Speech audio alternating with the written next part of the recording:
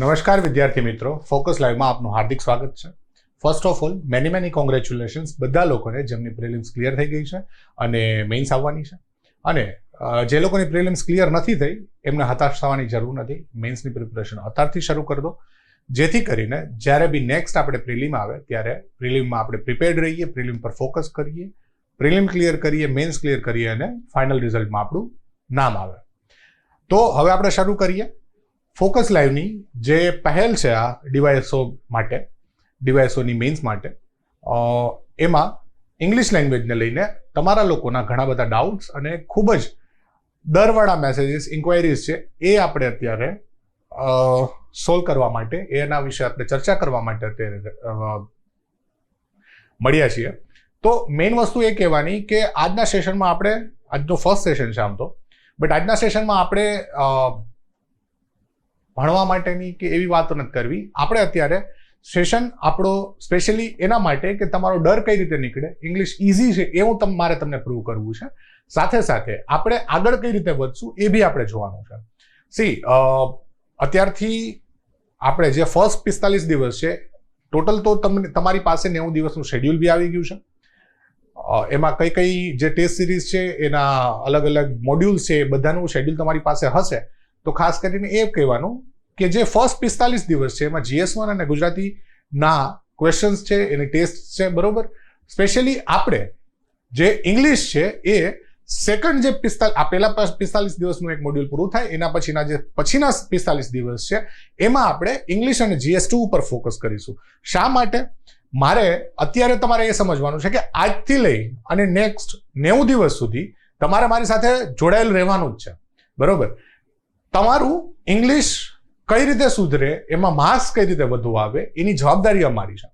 પરંતુ ફર્સ્ટ 45 દિવસની અંદર તમારે આપણે જે આ લેક્ચર સિરીઝ છે એના થ્રુ તમારા ઇંગ્લિશ ઉપર થોડીક મારે બેઝિક વધુ મહેનત કરવી છે, જેથી કરીને તમારું ઇંગ્લિશ બેઝિક તૈયાર થાય, સાથે સાથે તમે પ્રોપરલી એક્સપ્રેસ કરી શકો. અને એકવાર જ્યારે તમે પોતાની જાતને એક્સપ્રેસ કરતા થઈ જાઓ ત્યારે વેલ સ્ટ્રક્ચર્ડ અને વેલ આર્ટિક્યુલેટેડ ફોર્મમાં કઈ રીતે તમે પોતાની જાતને આન્સર શીટ ઉપર લખી શકો છો, બરોબર, એ આપણે તમારે રેડી કરવા છે મારે તમને, જેથી કરીને ફર્સ્ટ 45 દિવસમાં આપણે એ કરીશું. અને નેક્સ્ટ 45 દિવસમાં જ્યારે ઇંગ્લિશના અને GS2ના ક્વેશ્ચન્સની ટેસ્ટ સિરીઝ કન્ટિન્યુ થશે ત્યારે તમે ઓલરેડી રેડી હશો કે જેથી કરીને તમને કોઈ એવો ડર ના લાગે, કોઈ નવી વસ્તુ ના લાગે. જો ઇંગ્લિશને લઈને છે ને આપણા મનમાં બહુ મોટો ડર રહેલો છે. મેઇન વસ્તુ શું છે કે સર ઇંગ્લિશમાં ખબર નથી પડતી, પોતાને એક્સપ્રેસ નથી કરી શકતા, લેંગ્વેજ બહુ એલિયન લાગે છે, નવું ઘણું બધું છે. બટ જો અત્યારથી આના ઉપર ફોકસ કરશું, 45 દિવસ તમે મારી સાથે ચાલશો ત્યારે તમને સમજાશે કે ઇંગ્લિશ ઇઝી છે.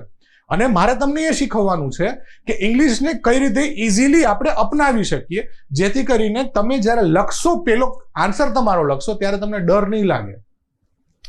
આપણે ઇંગ્લિશની પ્રિપેરેશન કરવાનું છોડી દઈએ છીએ કે ઇંગ્લિશ ઉપર ફોકસ નથી કરતા. એનું બહુ મોટું રીઝન એ છે કે આપણને ડર લાગે છે. ડર લાગતી વસ્તુ જે આપણો જે લો ઓફ નેચર છે, બરોબર, ફ્લાઇટ કે ફાઇટનો રિસ્પોન્સ છે, એમાં વધુ પડતા લોકો ફ્લાઇટ એટલે કે ભાગવું એ પસંદ કરે છે. એટલા માટે જ્યારે વધુ ડર લાગે છે, ઇંગ્લિશમાં કંઈ સમજાતું નથી, ત્યારે આપણે ભાગવાનું પસંદ કરીએ છીએ. એ વસ્તુ ના થાય એટલા માટે આપણે અત્યારે પહેલા 45 દિવસની અંદર આપણે ઇંગ્લિશને એકદમ આમ નિચોડી અને પી જઈશું. બહુ બેઝિકથી શરૂઆત કરશું, એકદમ શરૂથી શરૂઆત કરશું, કોઈ ચિંતા કર્યા વગર. કોઈ તમને એવું કહેવાનું નથી ક્યારેય, બરોબર, કે આટલું નથી આવડતું, આ નથી ખબર પડતી. આપણે સાવ નાનેથી કઈ રીતે જ્યારે નાનકડું બેબી હોય, બરોબર, એ પોતે જેમ બોલતા શીખે અને એ ધીમે ધીમે નાના બ્રોકન સેન્ટેન્સીસ, પછી મોટા સેન્ટેન્સીસ, બરોબર, શબ્દોથી નાના વાક્યો, અને પછી વાક્યો, પછી પેરેગ્રાફ, નિબંધ વગેરે. એ જે એક નેચરલ પ્રોગ્રેશનની અંદર જે નાનું બાળક જો શીખી શકતું હોય તો આપણે આરામથી શીખી શકીએ. અને 45 days are more than enough, બરોબર. કઈ રીતે કરશું એ અત્યારે આપણે સમજીએ. ભેગા રહ્યો, બરોબર, ઇઝી છે, કોઈ એટલું બધું એલિયન વસ્તુ નથી. એટલે આજનો આપણે સેશન સ્પેશિયલી રહેશે કે ઇંગ્લિશને કઈ રીતે ટેકલ કરવું, જેથી કરીને આપણો ડર તો ના જ રહે, બટ આપણો મેઇન અત્યારે ધ્યેય શું છે કે ડીવાયએસઓની અંદર આપણે 60+ માર્ક્સ ઇંગ્લિશમાં લાવી શકીએ, બરોબર. તો મારું નામ છે રાહુલ કંટારિયા, બરોબર. ફોકસ લાઈવ તમને ખબર જ છે, બરોબર, ઘણું ઇનોવેટિવ, ઘણું કોમ્પ્રિહેન્સિવ અને ઘણું હોલિસ્ટિક કોર્સ તમારા માટે સ્પેસિફિકલી ડીવાયએસઓ માટે લઈને આવ્યું છે કે જેથી કરીને તમને લોકોને હેલ્પ મળે અને ફાઇનલ સિલેક્શનમાં આપણે નામ આવે. બરોબર, તો ઇંગ્લિશમાં ડીવાયએસઓની મેઇન્સમાં ઇંગ્લિશનું મહત્વ શું છે એ લગભગ લોકોને ખબર છે, છતાં બી આપણે એકવાર જોઈ લઈએ. સ્ટેટિસ્ટિકલી 100 માર્કનું પેપર હોય છે, 400 માર્ક્સમાંથી, એટલે કે 25% જેટલું વેટેજ કેનું છે? ઇંગ્લિશનું છે. આ નાનું વસ્તુ નથી. બરોબર, હવે જ્યારે 25% વેટેજ ઇંગ્લિશનું હોય, સાથે સાથે તમે કહેશો કે સર ગુજરાતીનું વેટેજ બી છે, એ બી 25 છે. યસ, એ બી 25% જ છે. બરોબર, 1/4 જ છે. પણ ગુજરાતીમાં અને ઇંગ્લિશમાં ફર્ક શું છે કે સ્પેસિફિકલી ગુજરાતી મીડિયમમાં આપણે જે ભણેલા સ્ટુડન્ટ્સ, એમને એક તો ઇંગ્લિશ પર પકડ નથી હોતી, ઇંગ્લિશની એક અનઇઝીનેસ આવે. જ્યારે બી ઇંગ્લિશની વાત કરીએ ત્યારે એમનામાં અનઇઝીનેસ આવતી હોય. બીજી વસ્તુ કે ગુજરાતીમાં માર્ક્સ મળવા એટલા સરળ નથી જેટલા ઇંગ્લિશમાં મળે. જીપીએસસીની હિસ્ટ્રી છે કે ઇંગ્લિશમાં ઓલવેઝ ગુજરાતી કરતા વધુ સારી રીતે માર્કની પેટર્ન રહેલી છે. તો આપણે થોડીક મહેનત કરીશું, તમને હું સમજાવીશ કે કઈ રીતે ઇઝીલી આપણે આમાં માર્ક વધુ આપણે સારી રીતે ગેઇન કરી શકીએ. બરોબર, એટલે બે મેઇન વસ્તુ છે, એક તો વેટેજ વધુ છે, બીજી વસ્તુ કે ઇઝી ટુ સ્કોર છે. સ્કોર એમાં સારો લઈ શકીએ આપણે, એટલા માટે ઇંગ્લિશ અત્યારે આપણા માટે ખૂબ જ મહત્વનો ભાગ ભજવે છે. બરોબર, હવે જ્યારે ઇંગ્લિશની આપણે વાત કરીએ ત્યારે ઇંગ્લિશના પહેલા આપણે કોઈ પણ જગ્યાએ જવું હોય તો આપણે શું હોય કે એનો રસ્તો જાણવો જોઈએ. બરોબર, એનું એડ્રેસ શું છે, એનો રસ્તો કેવો છે એ આપણે જાણવું જોઈએ. એના માટે આપણી પાસે શું હોય છે? આપણી પાસે હોય છે સિલેબસ. સિલેબસને જો આપણે ઇઝીલી સમજીશું, હોપફુલી તમને બધાને દેખાતું હશે, તો બી ફરીથી થોડુંક ઓકે, હોપફુલી તમને બધાને દેખાતું હશે. સિલેબસમાં એકવાર આપણે નજર નાખીએ તો સિલેબસમાં આપણી પાસે શું છે એના ઉપરથી હજુ હું તમને કહીશ કે ઇંગ્લિશની ડિમાન્ડ શું છે. બરોબર, કઈ એટલી બધી મોટી નથી. સી, જીએસ ઉપર તમે ફોકસ કરતા જોવો છો. અત્યારે હું તમને સમજાવીશ કે કઈ રીતે સિલેબસ બી તમને જ હેલ્પ કરે છે. જો એકવાર સિલેબસને પ્રોપરલી તમે સમજતા શીખશો તો પહેલી વસ્તુ શું છે? એસે.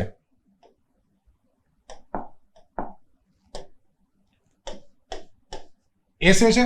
એસે મિનિમમ 250 વર્ડ્સ, મેક્સિમમ 300 વર્ડ્સ, એટલે કે આપણે 300 વર્ડ્સની આસપાસ જ આપણે જોતા હોઈએ. બરોબર, એમાં કોઈ પણ એક ટોપિક ઉપરની વાત કરીએ, 5 ટોપિક આપેલા હોય છે. ટોપિક કેવા ટાઈપના હોય?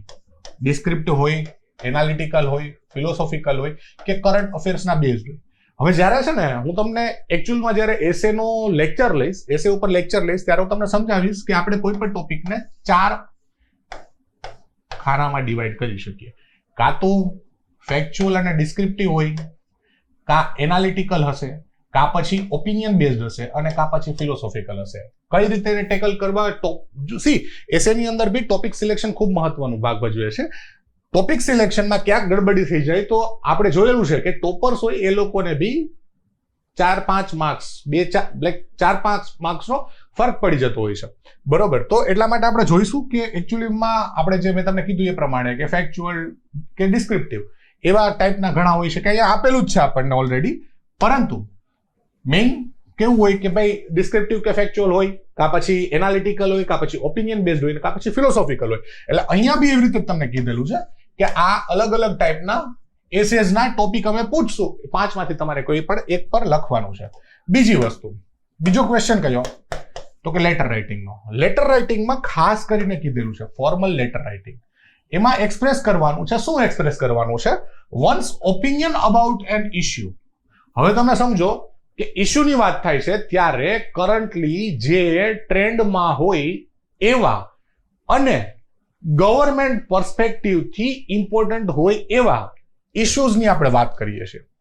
જે ઘણા બધા ઇશ્યુઝમાંના ડેઇલી ઓફિસ મેટર્સમાંથી શું કહેવાય ડીલ કરતા હોય, કાં પછી કોઈ પ્રોબ્લેમ સાથે ડીલ કરતા હોય. જેમ કે તમને પૂછ્યું કે ભાઈ તમે માની લો કે તમે અંડર સેક્રેટરી છો આપણા એજ્યુકેશન ડિપાર્ટમેન્ટની અંદર, હાયર એજ્યુકેશનની અંદર આ પ્રોબ્લેમ આવે છે, તો હાયર એજ્યુકેશનને વધુ પ્રમોટ કરવા માટે, ડ્રોપ આઉટ રેટને ઓછો કરવા માટે તમે તમારા સુપિરિયરને સજેશન્સ લખતો એક લેટર લખો. તો આ શું થયું? એક ટાઈપના તમારા ઓપિનિયન બી કહેવાનો છે, બટ ઓપિનિયન ખાલી હવામાં નહીં હોય. તમારી પાસે ફેક્ટ હોવા જોઈએ, તમારી પાસે ફેક્ચ્યુઅલ ફંડામેન્ટલ ફેક્ટ્સ હોવા જોઈએ કે જેના ઉપર તમે તમારા ઓપિનિયનને બેઝ કરી અને પ્રોપર તમારી આર્ગ્યુમેન્ટને વેલ ફોર્મેટેડ અને વેલ આર્ટિક્યુલેટેડ ફોર્મમાં લખી શકો. બરોબર, એટલા માટે ફોર્મલ લેટર. હવે મોસ્ટલી ઘણી બધી વાર એવું થતું હોય કે તમારા જે ક્વેશ્ચન પૂછેલો હોય, ક્વેશ્ચન પૂછવામાં જ એવું આપેલું હોય કે તમારા સુપિરિયરને લખો, તો એમાં સુપિરિયરે એવું બી હોય કે ભાઈ સુપિરિયરે તમારી પાસે એ ઇન્ફોર્મેશન ઓલરેડી માંગેલી છે. એટલા માટે જ્યારે હું તમને ભણાવીશ જ્યારે લેટરમાં, ત્યારે હું તમને સમજાવીશ કે શા માટે આપણે રાઈટ સાઈડ ઉપર સૌથી પહેલા રેફરન્સ નંબર લખીએ છીએ, પોતાનું એડ્રેસ, નામ, ડેટ એટસેટ્રા. એનું રીઝન છે, એવું નથી કે રાઈટ લેફ્ટ મિડલમાં શા માટે છે, ખાલી એમનો છે, કોઈ કે કહી દીધું છે તો છે. એ બધાના રીઝન છે, વ્યવસ્થિત રીતે આપણે સમજશું. બરોબર, તો અત્યારે આપણને ખાલી શું ખબર પડી કે ભાઈ પૂછાય છે શું ઇશ્યુઝ છે, કોઈ રિલેટેડ જે અત્યારના ઓફિસ રિલેટેડ ઇશ્યુ હોય, કે જો ઓફિસ રિલેટેડ ડિફેન્સમાં હોઈ શકે, બરોબર, તો ડિફેન્સને કઈ રીતે સુધારવું, રમતગમત મંત્રાલયમાં હોઈ શકે તો રમતગમત મંત્રાલયને કઈ રીતે આગળ વધારી શકીએ, એ બધા ઓફિસ રિલેટેડ છે. બટ સમજવાનું એ છે કે એ ખાલી ઓફિસ રિલેટેડ એટલે કે ખાલી લેંગ્વેજના નથી, બટ કરંટ અફેર્સને લગતા હોય છે. સાથે રિપોર્ટ રાઇટિંગની વાત કરીએ. રિપોર્ટ રાઇટિંગમાં શું છે, એ બી છે કે રિપોર્ટ લખો કોના ઉપર, કોઈ ઓફિશિયલ ફંક્શન થયું હોય, ઇવેન્ટ થઈ હોય, ફિલ્ડ ટ્રીપ હોય કે સર્વે હોય એટસેટ્રા, એના ઉપર લખો. આમાં બી મોસ્ટલી આપણે ભાગ રાખીએ તો શું છે કે ઓફિશિયલ ફંક્શન થતા હોય એના વિશેની વાત થાય છે.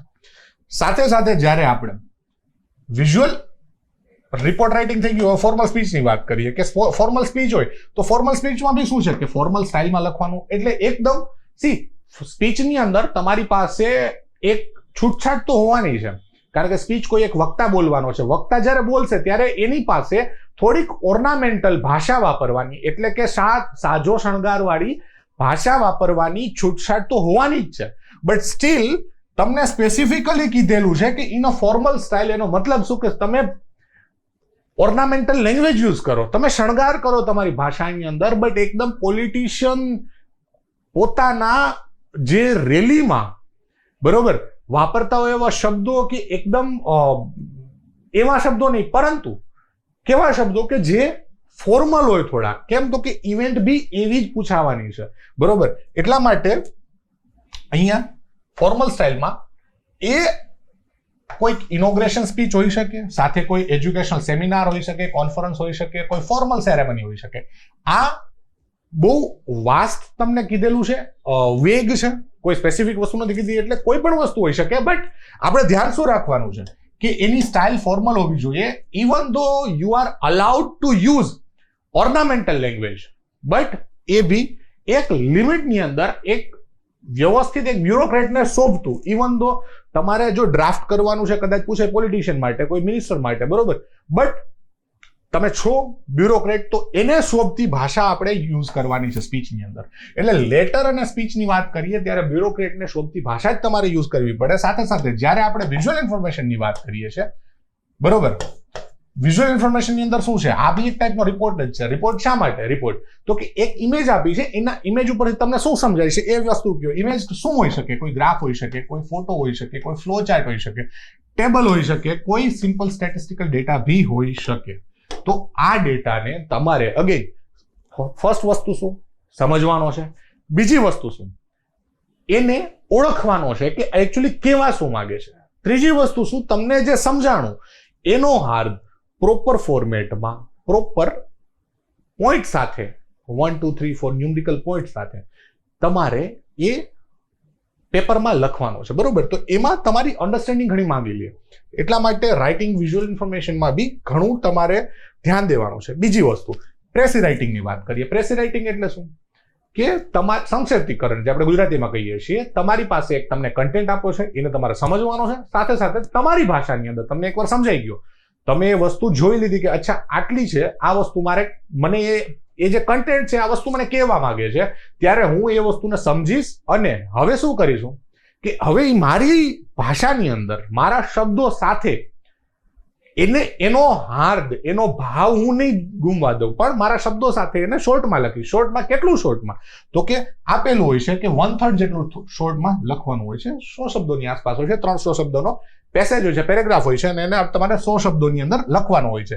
એવી જ રીતે રીડિંગ કોમ્પ્રિહેન્શન છે, એની અંદર શું છે તો કે એક પેસેજ આપેલું હોય છે તમને 250 શબ્દોનો, એ તમારે સમજવાનો છે. એમાં નાના નાના ક્વેશ્ચન્સ હશે, એ પૂછવાના છે એ લોકો, એના તમારે આન્સર લખવાના છે. બરોબર. હવે ગ્રામરની વાત કરીએ. બધા લોકો બહુ ડરે છે. હોપફુલી અગેન તમને દેખાતું હશે શાયદ. ઓકે, હવે દેખાતું હશે. તો હવે જયારે ગ્રામરની વાત કરીએ તો ગ્રામરની અંદર શું શું છે? ટેન્સ છે, વોઇસ છે, નરેશન છે. વોઇસ એટલે શું? Active voice, passive voice. Narration એટલે શું? નરેટ કોણ કરે છે? નરેટ કરવું એટલે બોલવું. બરોબર. તો ડાયરેક્ટ છે કે ઇનડાયરેક્ટ આપણે જે સ્પીચ કહીએ છીએ નરેશન કહેવાય. સાથે સાથે ટ્રાન્સફોર્મેશન ઓફ સેન્ટેન્સીસ. સેન્ટેન્સીસનું ટ્રાન્સફોર્મેશન એટલે કેવું? સાદામાંથી કોમ્પ્લેક્સ, કમ્પાઉન્ડ, કા પછી પોઝિટિવમાંથી નેગેટિવ, એટલે કે અફર્મેટિવમાંથી નેગેટિવ, ઇન્ટ્રોગેટિવ અથવા એક્સક્લેમેટરી, જે બી ટાઈપના પૂછાયેલા એવી રીતે use of article, determiners, preposition, phrasal verbs. અહીંયા પછીના બધા વોકેબ વધુ પડતા આવી જશે. બરોબર. ઇડિયોમેટિક એક્સપ્રેશન, ફ્રેઝલ વર્બ્સ છે, એડમિનિસ્ટ્રેટિવ ગ્લોસરી છે. ગ્લોસરી એટલે અગેન વોકેબ જ થશે. Synonym, antonym, one word substitution, cohesive devices, connectives, linkers. એ આપણે જોઈશું કે એ વસ્તુ શું છે. તમને એવું અત્યારે લાગશે કે આ કયું પ્રાણી છે કંઈ ખબર નથી પડતી, બટ આ કંઈ છે નહીં આમાં વધુ. એ તમને સમજાય છે એટલે તમને સમજી જશે. કનેક્ટિવ્સ છે તો જેમ કે વાઇલ છે તો એને એઝ અ કનેક્ટિવ યુઝ કરી શકો તમે. બરોબર. બટ એ અગેન વસ્તુ તમને સમજાય છે એટલે સમજાય છે. અત્યારે કંઈ એના ઉપર વધુ લોડ લેવાની જરૂર નથી. અગેન અત્યારે આપણો હેતુ ડર ભગાવવાનો છે. તમને હું શ્યોર કહું છું કે તમને ખુદને કોન્ફિડન્સ આવશે કે સર આમાં તો કંઈ છે નહીં, આપણે 45માં સાચા સમજી જશું. બરોબર. આ તો હજી ખાલી સિલેબસ તમને જણાવું છું, આગળ તો આપણે હજી ઘણું બાકી છે. એટલે અફિક્સિસ, સફિક્સિસ, વર્ડ્સ ધેટ કોઝ કન્ફ્યુઝન. બરોબર. એવા બધા શબ્દો હોય, જેમ કે કન્ફ્યુઝન વાળા શબ્દો ઘણા બધા હોય. Idol, sorry, idol, ideal, idol. બરાબર. આ વચ્ચેના કન્ફ્યુઝન છે એ જોઈ લેજો, તો મને કહેજો. બટ આ વસ્તુ નોર્મલ છે, હું તમને સમજાવીશ એટલે સમજાઈ જશે. આગળ થોડી ઘણી વસ્તુ યાદ રાખવાની છે, પણ કોઈ એટલી વસ્તુ અઘરી નથી. અને છેલ્લો ક્વેશ્ચન છે એ શું છે? ટ્રાન્સલેશનનો છે, જેમાં તમને એક શોર્ટ પેસેજ આપેલો છે 150 શબ્દની આસપાસ. એ તમારે ટ્રાન્સલેટ કરવાનો છે. અગેન શબ્દ વર્ડ બાય વર્ડ, બરોબર, એને ટ્રાન્સલેટ નથી કરવાનો, પણ ભાવથી ટ્રાન્સલેટ કરવાનો છે. એટલે શું કે એક શબ્દનો તમે ઇંગ્લિશમાં લખીને બીજો શબ્દ ઇંગ્લિશમાં, એવી રીતે નહીં. ટ્રીક છે, આરામથી થઈ જાય, કાંઈ નથી. શબ્દની જગ્યાએ સેન્ટેન્સ ઉપર તમે ફોકસ કરો ને, થોડોક તમારો નેરો અપ્રોચની જગ્યાએ બ્રોડ અપ્રોચ લાવો એટલે ટ્રાન્સલેશન તમારા માટે સાવ ઇઝી થઈ જાય. અને આના માર્ક્સ એ બહુ સારા મળતા હોય છે. બરોબર. એટલે કંઈ ચિંતા કરવા જેવી નથી. બધી વસ્તુઓ એકદમ નોર્મલ પૂછેલી છે. 10મા ધોરણનું જેટલું ઇંગ્લિશ હોય ને એટલું જ પૂછેલું છે. તમને એવું લાગશે કે સર અત્યાર સુધી આમ નથી થયું, તેમ નથી થયું, ઇંગ્લિશના કારણે રહી જઈએ છીએ. આઈ અગ્રી. બટ તમે ઇંગ્લિશને હું અત્યારે કરાવું છું એવી રીતે તમે ક્યારેય ભણાય નહીં હોય, એ બી ગેરંટી. બરોબર. એટલે ઇંગ્લિશ આરામથી થઈ શકે. બસ શું છે, આપણે ઇંગ્લિશ કરીને હવા બહુ કરી નાખી છે કે ઇંગ્લિશ બહુ કન્ફ્યુઝિંગ છે, ઇંગ્લિશ બહુ ડરાવનું છે. પણ ઇંગ્લિશને એક ભાષા તરીકે નથી જોયું. જો નાનકડું એક બાળક, આજે જ્યારે નાનકડું બાળક 2 વર્ષનું ન થયું હોય ત્યાં સુધીમાં બોલતા જોઈએ, કંઈક નાની નાની વસ્તુઓ શીખી જતું હોય. બરોબર. અને 5 વર્ષમાં એ ફટાફટ બોલતા શીખી જતું હોય. ભલે ગાય ઉપર એક નિબંધ લખે છે 5 વર્ષમાં, છતાંય લખે છે તો ખરી. જો એ શીખી જતું હોય તો આપણે તો ઘણા આગળ છીએ. બરોબર. એટલે આવડી જશે, ચિંતા કરવાની કઈ જરૂર નથી. હવે તમે એમ કહેશો કે સર એક વસ્તુ છે, જસ્ટ મિનિટ,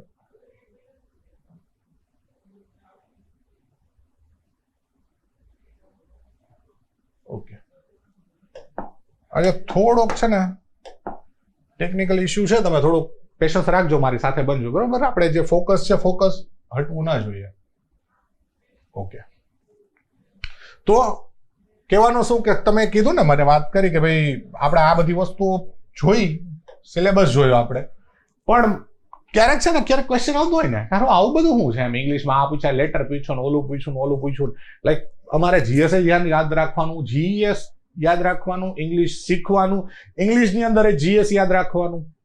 તો જો મેઇન વસ્તુ શું છે કે એક છે ને, એક 2019માં એક એક્ઝામ લેવાની હતી, પીઆઈ સ્પેશિયલી પીઆઈની એક્ઝામ હતી. એની અંદર એ લોકોએ સ્પેસિફિકલી ઇંગ્લિશમાં એક ક્વેશ્ચન પૂછ્યો, ઇંગ્લિશમાં એક નોટ લખેલી હતી કે અમને આ વસ્તુની રિક્વાયરમેન્ટ છે.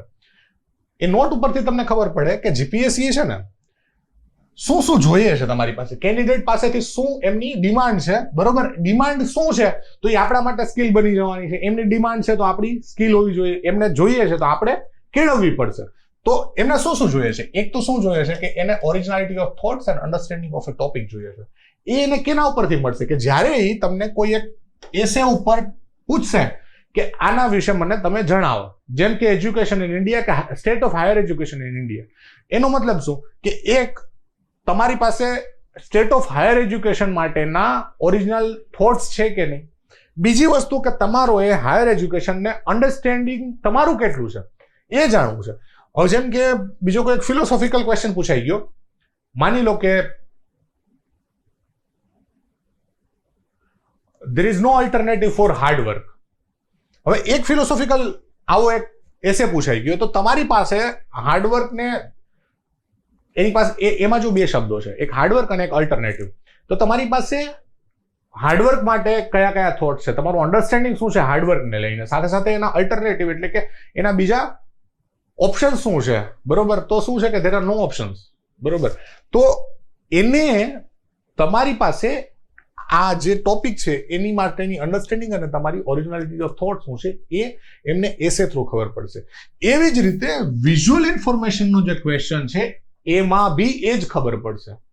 કેમ તો કે એક વિઝ્યુઅલ ઇન્ફોર્મેશન જ્યારે તમને આપેલી છે, તમને સ્ટેટિસ્ટિક્સ તો ચલો આપેલી હોઈ શકે, ગ્રાફ કોઈ આપ્યો હોય, કોઈ પાઈ ચાર્ટ આપેલો હોય, કદાચ કોઈ બાર ચાર્ટ આપેલો હોય, આપણે બધાની પ્રેક્ટિસ કરશું એટલે તમે એમાં એકદમ પારંગત થઈ જશો. It will come natural to you, એમાં નો ડાઉટ એમ. બટ અત્યારે ખાલી એટલું સમજો કે વિઝ્યુઅલ ઇન્ફોર્મેશન કદાચ કોઈ એક પિક્ચર હોય, માની લો જેમ કે લાસ્ટ જીપીએસસીમાં લાસ્ટ જીપીએસસીની અંદર પેલું ચિત્ર હતું કે એમાં જે મહિલાઓ છે માથા ઉપર પેલું મિલ્કનું કન્ટેનર આવે મોટા મોટા, બરોબર, એ લઈને જાય છે, સ્માઇલ કરતા હોય છે બધા, બરોબર. તો આ એક પિક્ચર આપેલું હતું, એની અંદર બધા લોકોએ અલગ અલગ લખવાનું હતું. હવે એમાં એવું નથી કે જે લોકોએ મિલ્ક લખેલું છે એમને જ વધુ માર્ક્સ આપેલા છે. અનડાઉટેડલી એક જે પિક્ચર હતું એ કોઓપરેટિવ ડેરીના વિષયનું એક ન્યૂઝ આવ્યું હતું, એના જ વિષયની પિક્ચર હતું, એટલે એમાં મિલ્ક માટેની જ વાત હતી. બટ ફક્ત એ નથી, જે લોકો પાણી સમજેલા છે પરંતુ પોતાની આર્ગ્યુમેન્ટને પ્રોપર લોજિકલ બેકિંગ સાથે વેલ આર્ટિક્યુલેટેડ ફોર્મની અંદર જેમણે ટાંકેલી છે પોતાના પેપરની અંદર, એમને બી સારા માર્ક્સ મળેલા છે. એટલે અહીંયા બી તમારા થોટ્સ અને અન્ડરસ્ટેન્ડિંગ ટોપિક પ્રત્યેનું કેટલું છે એ વધુ મેટર કરે છે. તો આ બે ક્વેશ્ચન્સ દ્વારા એને તમારી આ સ્કિલની ખબર પડશે. એવી જ રીતે લેટર અને ફોર્મલ સ્પીચ, બરોબર, આ બંને દ્વારા એમને તમારા એક્સપ્રેશન ઓફ થોટ્સ કે ઓપિનિયન કેવા છે, આ તમારી સ્કિલ કેવી છે પોતાના થોટ્સ અને ઓપિનિયનને એક્સપ્રેસ કરવાની, એ જીપીએસસી ને ખબર પડશે.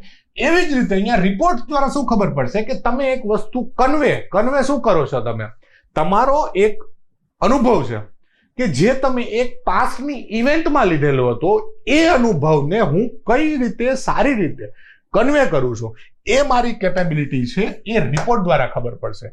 એવી જ રીતે જ્યારે કોમ્પ્રિહેન્શન અને પ્રેસી રાઇટિંગ છે એ જીપીએસસી પૂછે છે, એના થ્રુ જીપીએસસી ને મારો કોમ્પ્રિહેન્શન પાવર એટલે કે મારી કોઈ પણ કન્ટેન્ટને સમજવાની શક્તિ કેટલી છે એ જીપીએસસી ને ખબર પડશે. અને ટ્રાન્સલેશન, ભાવાનુવાદ અને વિઝ્યુઅલ ઇન્ફોર્મેશનમાં બી ટ્રાન્સલેશન જ થાય છે, એમાં ક્રિએટિવ ટાઈપનું ટ્રાન્સલેશન છે, બરોબર.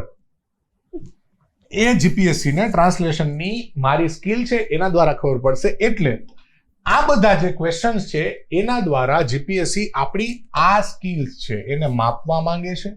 અને આપણો અત્યારે પ્રયાસ છે કે 1 by 1 આ સ્કિલ્સને ફટાફટ આપણે ડેવલપ તો કરીએ, સાથે સાથે હોન બી કરીએ, બરોબર. આ તમારા માટે હોમવર્ક છે કે હોનનો મતલબ શું થાય એ એકવાર જોઈ લેજો. તીક્ષ્ણ કરવી એકચ્યુઅલમાં, ચલો હોમવર્ક નથી આપવું, બટ એને તીક્ષ્ણ કરવી એટલે આપણે સ્કિલ છે, આપણી સ્કિલ છે એને ડેવલપ કરવાની છે, સાથે સાથે એને તીક્ષ્ણ હોન બી કરવાની છે. નવી સ્કિલ્સ છે એને આપણે જોઈશું. બસ લેંગ્વેજ અલગ છે, બાકી આપણે લોજિક સાથે ચાલશું એટલે મસ્ત રહેશે. આટલું સમજાવ્યા પછી જ્યારે ઘણા બધા સ્ટુડન્ટ્સની સાથે મારી વાત થતી હોય, ઘણી બધી વાત થાય છતાંય ઘણા બધા ડાઉટ્સ રહેતા હોય છે, એટલે મારું અત્યારે મન થયું કે ચલો એક કામ કરીએ, બીજા ત્રીજા સેશન ચોથા સેશન પછી ડાઉટ લઈએ, એના કરતા અત્યારે ફર્સ્ટ સેશનમાં જ વાત કરીએ. ડાઉટ્સ કયા મેઇનલી હોય છે. તો કે પેલો ડાઉટ શું હોય છે કે સર પ્રોપરલી એક્સપ્રેસ નથી થતું. બીજું કેવું હોય કે કન્ટેન્ટ ઇમ્પ્રેસિવ નથી, અમારી પાસે ફોલ્ડર નથી, અમારી પાસે કેચી ફ્રેઝીસ નથી, અમારી પાસે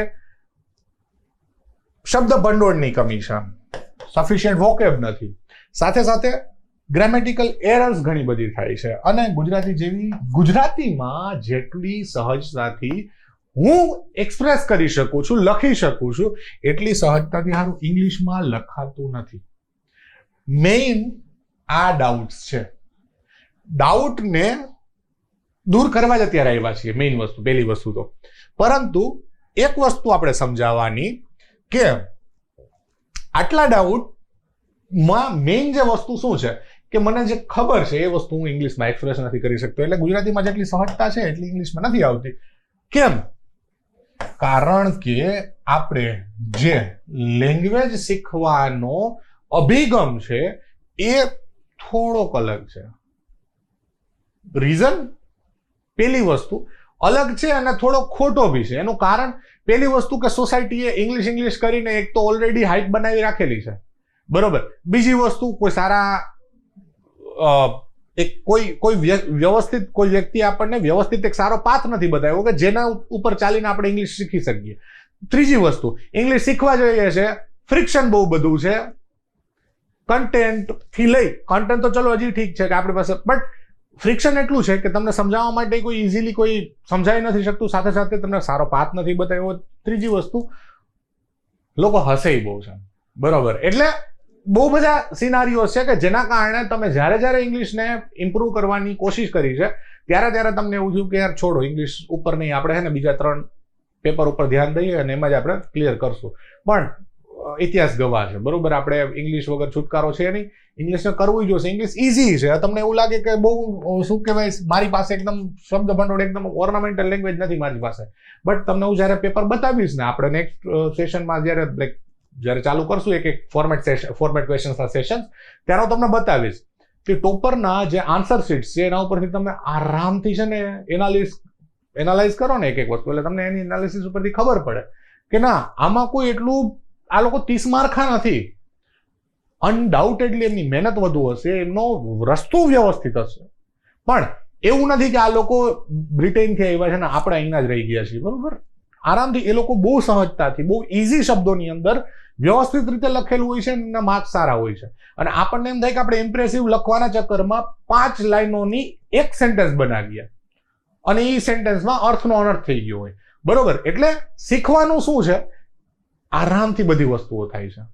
એટલો લોડ નથી લેવાનું સેન્ટેન્સમાં, એટલું બધું કોમ્પ્લિકેટેડ એકે વસ્તુમાં કોમ્પ્લિકેશન નથી જોતું.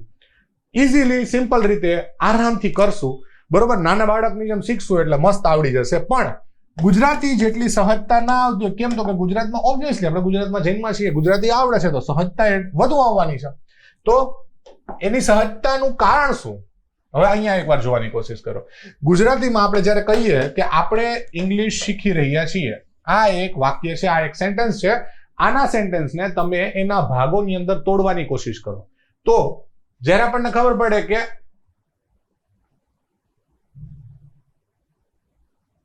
ઓકે, જ્યારે આપણે આ વસ્તુ કરીએ ને,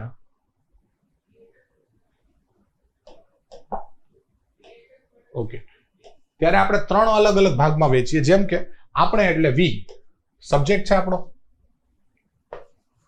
એવી રીતે ઇંગ્લિશ શું છે, આ ઓબ્જેક્ટ છે, અને શીખવું એ શું છે, વર્બ છે. આપણું કામ, ક્રિયા શું છે, તો કે શીખવાની ક્રિયા છે, બરોબર.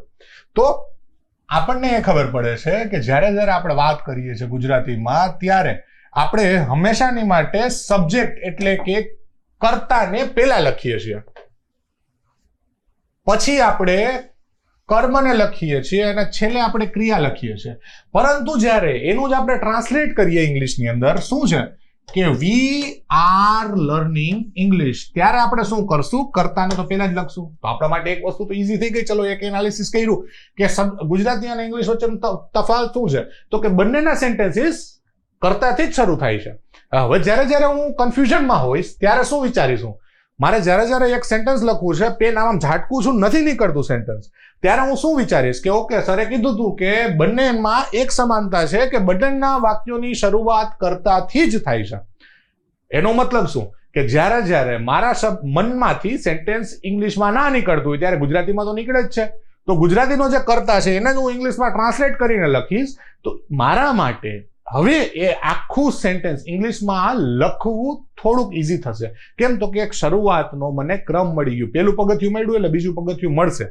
હવે બીજા પગથિયાની વાત કરીએ કે જે સેન્ટેન્સ મારું ગુજરાતીમાંથી નીકળ્યું હતું એનો બીજો ભાગ ઓબ્જેક્ટ હતો, પરંતુ અહીંયા બીજો ભાગ વર્બ છે અને છેલ્લો ભાગ ઓબ્જેક્ટ છે. એટલે હવે જ્યારે હું વિચારીશ ત્યારે મને ખબર પડશે કે અચ્છા રમત કઈ નથી, ખાલી ઓબ્જેક્ટ અને રમત કઈ નથી, ખાલી ઓબ્જેક્ટ અને ક્રિયાપદને ઇન્ટરચેન્જ કરવાની છે. એટલા માટે હવે આપણે જોઈએ આરામથી કે જ્યારે હું ઇઝીલી લખવાની કોશિશ કરીશ ત્યારે મને ખબર પડશે કે ઓકે જ્યારે હું ઇંગ્લિશનું ગુજરાતીનું ઇંગ્લિશ કરું છું ત્યારે મારો પેલો શબ્દ તો હંમેશાની માટે એક જ રહેવાનો છે. પેલું જે વાક્યનો પેલો ભાગ છે એ સેમ રહેવાનો છે. એટલે હું ઇઝીલી લખી શકીશ. જેમ કે મારે અત્યારે બોલવું છે કે મારે ઇંગ્લેન્ડ જવું છે, તો મારે તો સેમ જ રહેવાનું છે, એની સમાનતા છે ઇંગ્લિશમાં અને ગુજરાતીમાં. એટલા માટે હું શું કરીશ, મારેનું શું કરી નાખીશ, આઈ કરી નાખીશ. હવે મારે ઇંગ્લેન્ડ જવાનું છે તો ઇંગ્લેન્ડ શું છે, ઓબ્જેક્ટ છે મારા માટે. તો હવે હું શું કરીશ, મને ખબર છે કે ઓકે મને જ્યારે સરે વાત કરી ત્યારે સબ્જેક્ટ, ઓબ્જેક્ટ અને વર્બની વાત કરી હતી. તો જ્યારે સર એમ કહે છે કે ભાઈ સબ્જેક્ટ છે એ પહેલા આવશે અને વર્બ છે છેલ્લે આવશે અને ઓબ્જેક્ટ વચમાં આવશે, એટલે મારે ઇંગ્લેન્ડ શું છે, ઓબ્જેક્ટ છે, એ હંમેશા જ્યારે હું ઇંગ્લિશમાં કરીશ ત્યારે શું થશે, એ છેલ્લે વયું જશે અને વર્બ વચમાં આવી જશે. તો મારે ઇંગ્લેન્ડ જવું છે તો હું શું કરીશ કે આઈ want to go to England. Sorry થોડુંક વિચિત્ર રીતે મેં લખેલું છે, પણ થોડુંક ખાલી સમજવાની કોશિશ કરજો કે અહીંયા મેં શું કર્યું, કાંઈ નહીં, ખાલી જે મારા મનમાંથી નીકળી એ વસ્તુ જ લખેલી છે. બસ ખાલી સબ્જેક્ટને અને ઓબ્જેક્ટને ઇન્ટરચેન્જેબલી યુઝ કર્યા છે. બટ આ જે ઇન્ટરચેન્જ કરવામાં બી થોડીક સ્કિલની જરૂરિયાત છે. એ આપણું જ કામ છે, કરાવી દઈશું, આરામથી થઈ જશે. બરોબર. તો જે વાત કરીએ પ્રમાણે કે સબ્જેક્ટ ઓબ્જેક્ટ વર્બ અને સબ્જેક્ટ વર્બ ઓબ્જેક્ટ, એટલે હું હવે છે ને તમને જ્યારે કરાવીશ ને નેક્સ્ટ સેશનમાં, આઈ નો કે ક્યારેક છે ને સ્ટુડન્ટ્સ એવું કહેતા કે સર થોડાક બોર થઈ જાય, તમે દર વખતે છે ને આ કન્ટિન્યુ બોલ્યા રાખો છો. એસઓવી માંથી આપણે એસવીઓ જવાનું છે, subject verb object, subject verb object. But જ્યારે પેપર લખે ને ત્યારે યાદ આવે કે સર યાર થેન્ક યુ, તમે આટલું બધી વાર બોલતા હતા ને એટલે હવે એ વસ્તુ મગજમાં બેસી ગઈ છે કે subject verb object, subject verb object. બરોબર. એટલે એસવીઓ બાજુ આપણે જવાનું છે. થિંકિંગ આપણું જે બ્રેઇન છે ઓલરેડી આપણે સબ્જેક્ટ, ઓબ્જેક્ટ ને પછી વર્બ, આપણા બ્રેઇનની થોટ પ્રોસેસ જ એવી છે. હવે થોટ પ્રોસેસને થોડીક ચેન્જ કરવાની છે, વર્બ અને ઓબ્જેક્ટને ઇન્ટરચેન્જ કરવાના છે. એટલા માટે સબ્જેક્ટ, વર્બ અને ઓબ્જેક્ટની આપણે તૈયારી કરીશું, શીખવાની કોશિશ કરીશું. આપણા બ્રેઇનના થોટ્સને એ રીતે એ સ્ટ્રક્ચરની અંદર ઢાળવાની કોશિશ કરીશું. બરોબર. એ ઢાળવામાં આપણે પ્રોપર જગ્યાએ વર્બને કઈ રીતે મૂકવું એ જ આખા વસ્તુની ગેમ છે. એ આપણે સમજીએ એટલે આખું ઇંગ્લિશ આરામથી સમજાઈ જાય, બીજું આમાં ક્યાંય વાંધો ના આવે. બરોબર. અને આ વસ્તુ કરવામાં આપણે શરૂઆત કરવી પડે. ડરવાનું અગેન જરાય નથી. કઈ રીતે ચાલુ કરશું, બહુ તમને નાના એક્ઝામ્પલથી કહું છું કે આવી રીતે એકદમ નાનું એક્ઝામ્પલ કે ચોપડી ટેબલ ઉપર પડી છે. આપણે આવું એક્ઝામ્પલ છે ને જ્યારે આને ગુજરાતીનું ઇંગ્લિશમાં કરશું ત્યારે ખબર પડશે કે book is on the table. એવી રીતે પેન બ્લુ છે, ધ પેન ઇઝ બ્લુ. એવી જ રીતે બિલાડી ઊંઘી રહી છે, ધ કેટ ઇઝ સ્લીપિંગ. જ્યારે નાના સેન્ટેન્સીસ આવા તો છે ને લગભગ 2 થી 2,500 ઉપર સેન્ટેન્સીસ છે.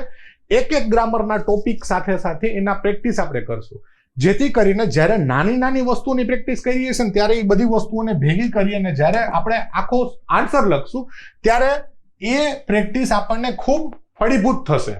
એટલે કે આવી રીતે આખા એક્સરસાઇઝીસ છે કે જે આપણે કરવાના છીએ અને બહુ શિદ્દતથી કરવાના છીએ. બરોબર. એટલે તમારે વધુ હવે કઈ ચિંતા કરવાની જરૂર નથી. ધીમે ધીમે પાપા પગલી ભરતા આગળ વધશું, આરામથી થઈ જશે. બટ આરામથી થશે, માર્ક્સય સારા આવશે અને તમે આરામથી લખી બી શકશો. વોકેબ બી તમને મસ્ત કરાવી દઈશ. પરંતુ આ બધી વસ્તુઓ ક્યારે થશે? જ્યારે આપણી ભાષા ઉપર પકડ હશે, આપણા એક્સપ્રેશનમાં સહજતા હશે, ગ્રામરની સમજ હશે અને મેઇન ઇન્ગ્રેડિયન્ટ ડર નહીં હોય અને ડર નીકળી જશે. આ કામ મારું છે, બરોબર. અત્યારે આપણે વાત કરીએ કે ગ્રામરની સહજતા. હવે જ્યારે એવું છે ને, ગ્રામર ઉપર આપણે ફોકસ વધુ કરતા હોઈએ. રીઝન બી અગેન બહુ બધી વાર ડાઉટ હોતો હોય છે કે ગ્રામર ઉપર કેમ એટલું બધું ફોકસ, કેમ? તો કે જો ગ્રામર જેમ કે આ 100 માર્ક્સ છે ને, એમાંથી ભલે 15 માર્ક્સનું આવે, પરંતુ 15 માર્ક છે ને આ તો તમને મળશે ચલો, પરંતુ એની હારે જે બાકીના 85 છે ને, એમાં નેગેટિવ માર્કિંગ તમારું ના બરાબર થાય એના માટે ગ્રામર જરૂરી છે. કારણ કે એક્સપ્રેસ કરશો, જો રાઇટલી એક્સપ્રેસ નહીં કરી શકો, ગ્રામેટિકલી કરેક્ટ વેમાં એક્સપ્રેસ નહીં કરી શકો, તો માર્ક્સ બી એટલા ફેચ નહીં કરી શકો. સારી રીતે કરેલું હશે ને તો ઇવન ધો પેપર ચેકરનું બાયસ બી હોય, તમે એની પાસેથી માર્ક ફેચ કરી લેશો. એટલા માટે ગ્રામર અત્યારે ખાસ જરૂરી છે. ગ્રામરને કઈ રીતે સમજવાનું? ગ્રામરને મેઇનલી ડિવાઈડ કરશું 2 પાર્ટની અંદર, ત્યારે આપણે ઇઝીલી સમજી જશું. 2 part. What do I mean by 2 parts? First of all, ગ્રામરને આપણે એક સેન્ટેન્સ છે, I want to appear for device. આ એક સેન્ટેન્સ છે. આ સેન્ટેન્સની અંદર હું એક શબ્દને તોડીશ. આ શબ્દનું આ સેન્ટેન્સ ઉપરનું મહત્વ સમજીશ, એનું ફંક્શન સમજીશ. જેમ કે આઈ છે એ શબ્દ છે, એનું ફંક્શન શું છે આખા સેન્ટેન્સમાં? તો આઈ સબ્જેક્ટ તરીકે કામ કરે છે, પરંતુ સબ્જેક્ટમાં બી એ શું કામ કરશે? પ્રોનાઉન તરીકે. એટલે જ્યારે હું આઈ બોલીશ ત્યારે ખબર પડશે કે મારા નામને હું વધુ વાર રિપીટ કરવા નથી માંગતો, એટલા માટે હું પ્રોનાઉનનો ઉપયોગ કરી. આની જગ્યાએ હું Rahul want to appear for DYSO exam એ લખીશ તો થોડુંક તમને વિચિત્ર લાગશે બોલતા, સાંભળતા. એમાં બી થોડું ગ્રામેટિકલી ક્યારેક નહીં હોય. કેમ? તો કે રાહુલ આવશે ત્યારે વોન્ટનું વોન્ટ થઈ જશે. કેમ? તો કઈ થર્ડ પર્સન છે. ઓકે, એટલું બધું ડીપમાં જવાની જરૂર નથી. તમને કદાચ ના સમજાય તો બી કોઈ ડરવાની જરૂર નથી. ધીમે ધીમે બધી વસ્તુઓ થશે, શું કરવા ના થાય. પરંતુ મેઇન વસ્તુ તમને શું સમજાવવાની કોશિશ કરું છું હું, કે અત્યારે સેન્ટેન્સને જ્યારે આપણે અલગ અલગ સેન્ટેન્સના ભાગોમાં તોડી નાખીએ અને અલગ અલગ ભાગને સરખી રીતે સમજી લઈએ, એટલે આપણા એક તો ગ્રામરના છે ને 10 માર્ક્સ તો પાકા. સાથે સાથે એને જ્યારે આપણે વ્યવસ્થિત રીતે જોડતા શીખીએ ને, અકોર્ડિંગ ટુ એના ટેન્સ, એટલે એમાં ટાઈમ આવી જાય અને વર્ક આવી જાય. તમે કહેશો સર આ ટાઈમ એન્ડ વર્ક છે ને કન્સેપ્ટ છે મેથ્સનો? ના, ઇંગ્લિશમાં આવે. ઇંગ્લિશમાં સમજાવીશું એટલે તમને આઈડિયા આવશે કે કઈ રીતે ટાઈમ અને વર્ક બંનેનો કન્સેપ્ટ છે. પણ જ્યારે આ ડિફરન્ટ પાર્ટ્સને આપણે સમજાવીશું, એટલે કે પાર્ટ્સ ઓફ સ્પીચ, એને શું કહે? Parts of speech. Parts of સ્પીચમાં શું આવે? Noun, pronoun, adjective, verb, adverb, પછી શું આવશે? પ્રેપોઝિશન, પછી કન્જંક્શન,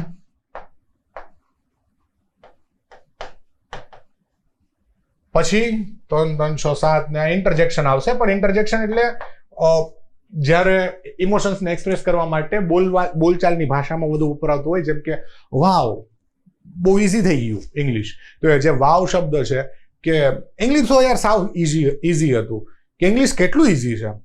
એ જે શબ્દો છે એ ઇન્ટરજેક્શન જે શબ્દો છે એના દ્વારા, જેમ કે વાવ, બ્રાવો, કોંગ્રેટ્સ, એ બધા શબ્દો છે એ ઇન્ટરજેક્શન કહેવાય, કે જે ઇમોશન્સને દર્શાવવા કામ આવતા હોય. તો એવા શબ્દો આપણે મોસ્ટલી અહીંયા જરૂર નથી. આપણે કેમ? તો કે આપણે લખવા માટે યુઝ કરતા હોઈએ છીએ, ત્યારે અત્યારે જરૂર નથી.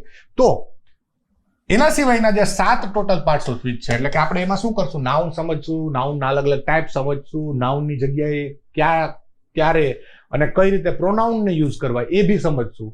એની સાથે સાથે પ્રોનાઉન અને નાઉનના વિશે ઇન્ફોર્મેશન એડજેક્ટિવ આપતા હોય તો એના વિશેની વાત કરશું, વર્બ સમજશું, એડવર્બ સમજશું. સાથે સાથે હું તમને એ કહીશ કે તમને બધા અલગથી સમજાવતા હોય કે આર્ટિકલ કરતા હોય, બટ ના, એ એડજેક્ટિવનો જ એક પાર્ટ છે. એડજેક્ટિવ, આર્ટિકલ અને ડિટર્મિનર શું છે? એડજેક્ટિવ જ છે. કેમ? તો કે નાઉનની જ ઇન્ફોર્મેશન કંઈક ને કંઈક આપે છે. હમણાં જ આપણે વાત કરશું, ચર્ચા કરશું કે કઈ રીતે આપે છે. એવી જ રીતે અલગ અલગ પાર્ટ્સ ઓફ સ્પીચ છે, એને આપણે સમજશું, વ્યવસ્થિત રીતે સમજી ગયા પછી એને પ્રોપરલી જે ટાઈમમાં આપણે વાત કરવી હોય, જે ટેન્સમાં આપણે વાત કરવી હોય એ ટેન્સ પ્રમાણે એને આપણે જોડી દઈશું. એટલે શું થઈ જાય? ઇઝીલી આપણું સેન્ટેન્સ થઈ જાય. બરોબર? તો તમને ખબર પડે ખુદને કે ઇંગ્લિશ જેટલું માનીને ચાલીએ એટલું જરાય હાર્ડ છે નહીં. હું તમને કહેવા શું માંગતો હતો, જેમ કે પાર્ટ્સ ઓફ સ્પીચ એટલે મેં તમને કીધું ને કે સેન્ટેન્સ છે, સેન્ટેન્સના અલગ અલગ ભાગને આપણે સમજશું. અહીંયા અલગ અલગ ભાગને સમજવાની કોશિશ કરીએ. અહીંયા શું છે કે શી વોક્સ સ્લોલી, તો અહીંયા જે શબ્દ છે અહીંયા વર્બ છે. પણ જ્યારે હું એમ કહું કે he went to a morning walk, અહીંયા વોક છે એ શબ્દ સેમ છે, પણ અહીંયા શું છે? આ નાઉન છે. નાઉન એટલે કેવું નાઉન? તો કે વોક અહીંયા શું દર્શાવે છે કે ચાલવાની એક પ્રવૃત્તિ છે, એનું નામ શું છે? વોક છે. કે I went on a morning walk. બરોબર? તો અહીંયા એઝ અ વર્બ યુઝ થાય છે અને અહીંયા એઝ અ નાઉન યુઝ થાય છે. અત્યારે તમારે ખાલી એટલું જ સમજવાનું છે કે અલગ અલગ શબ્દો અલગ અલગ કામ કરી શકે.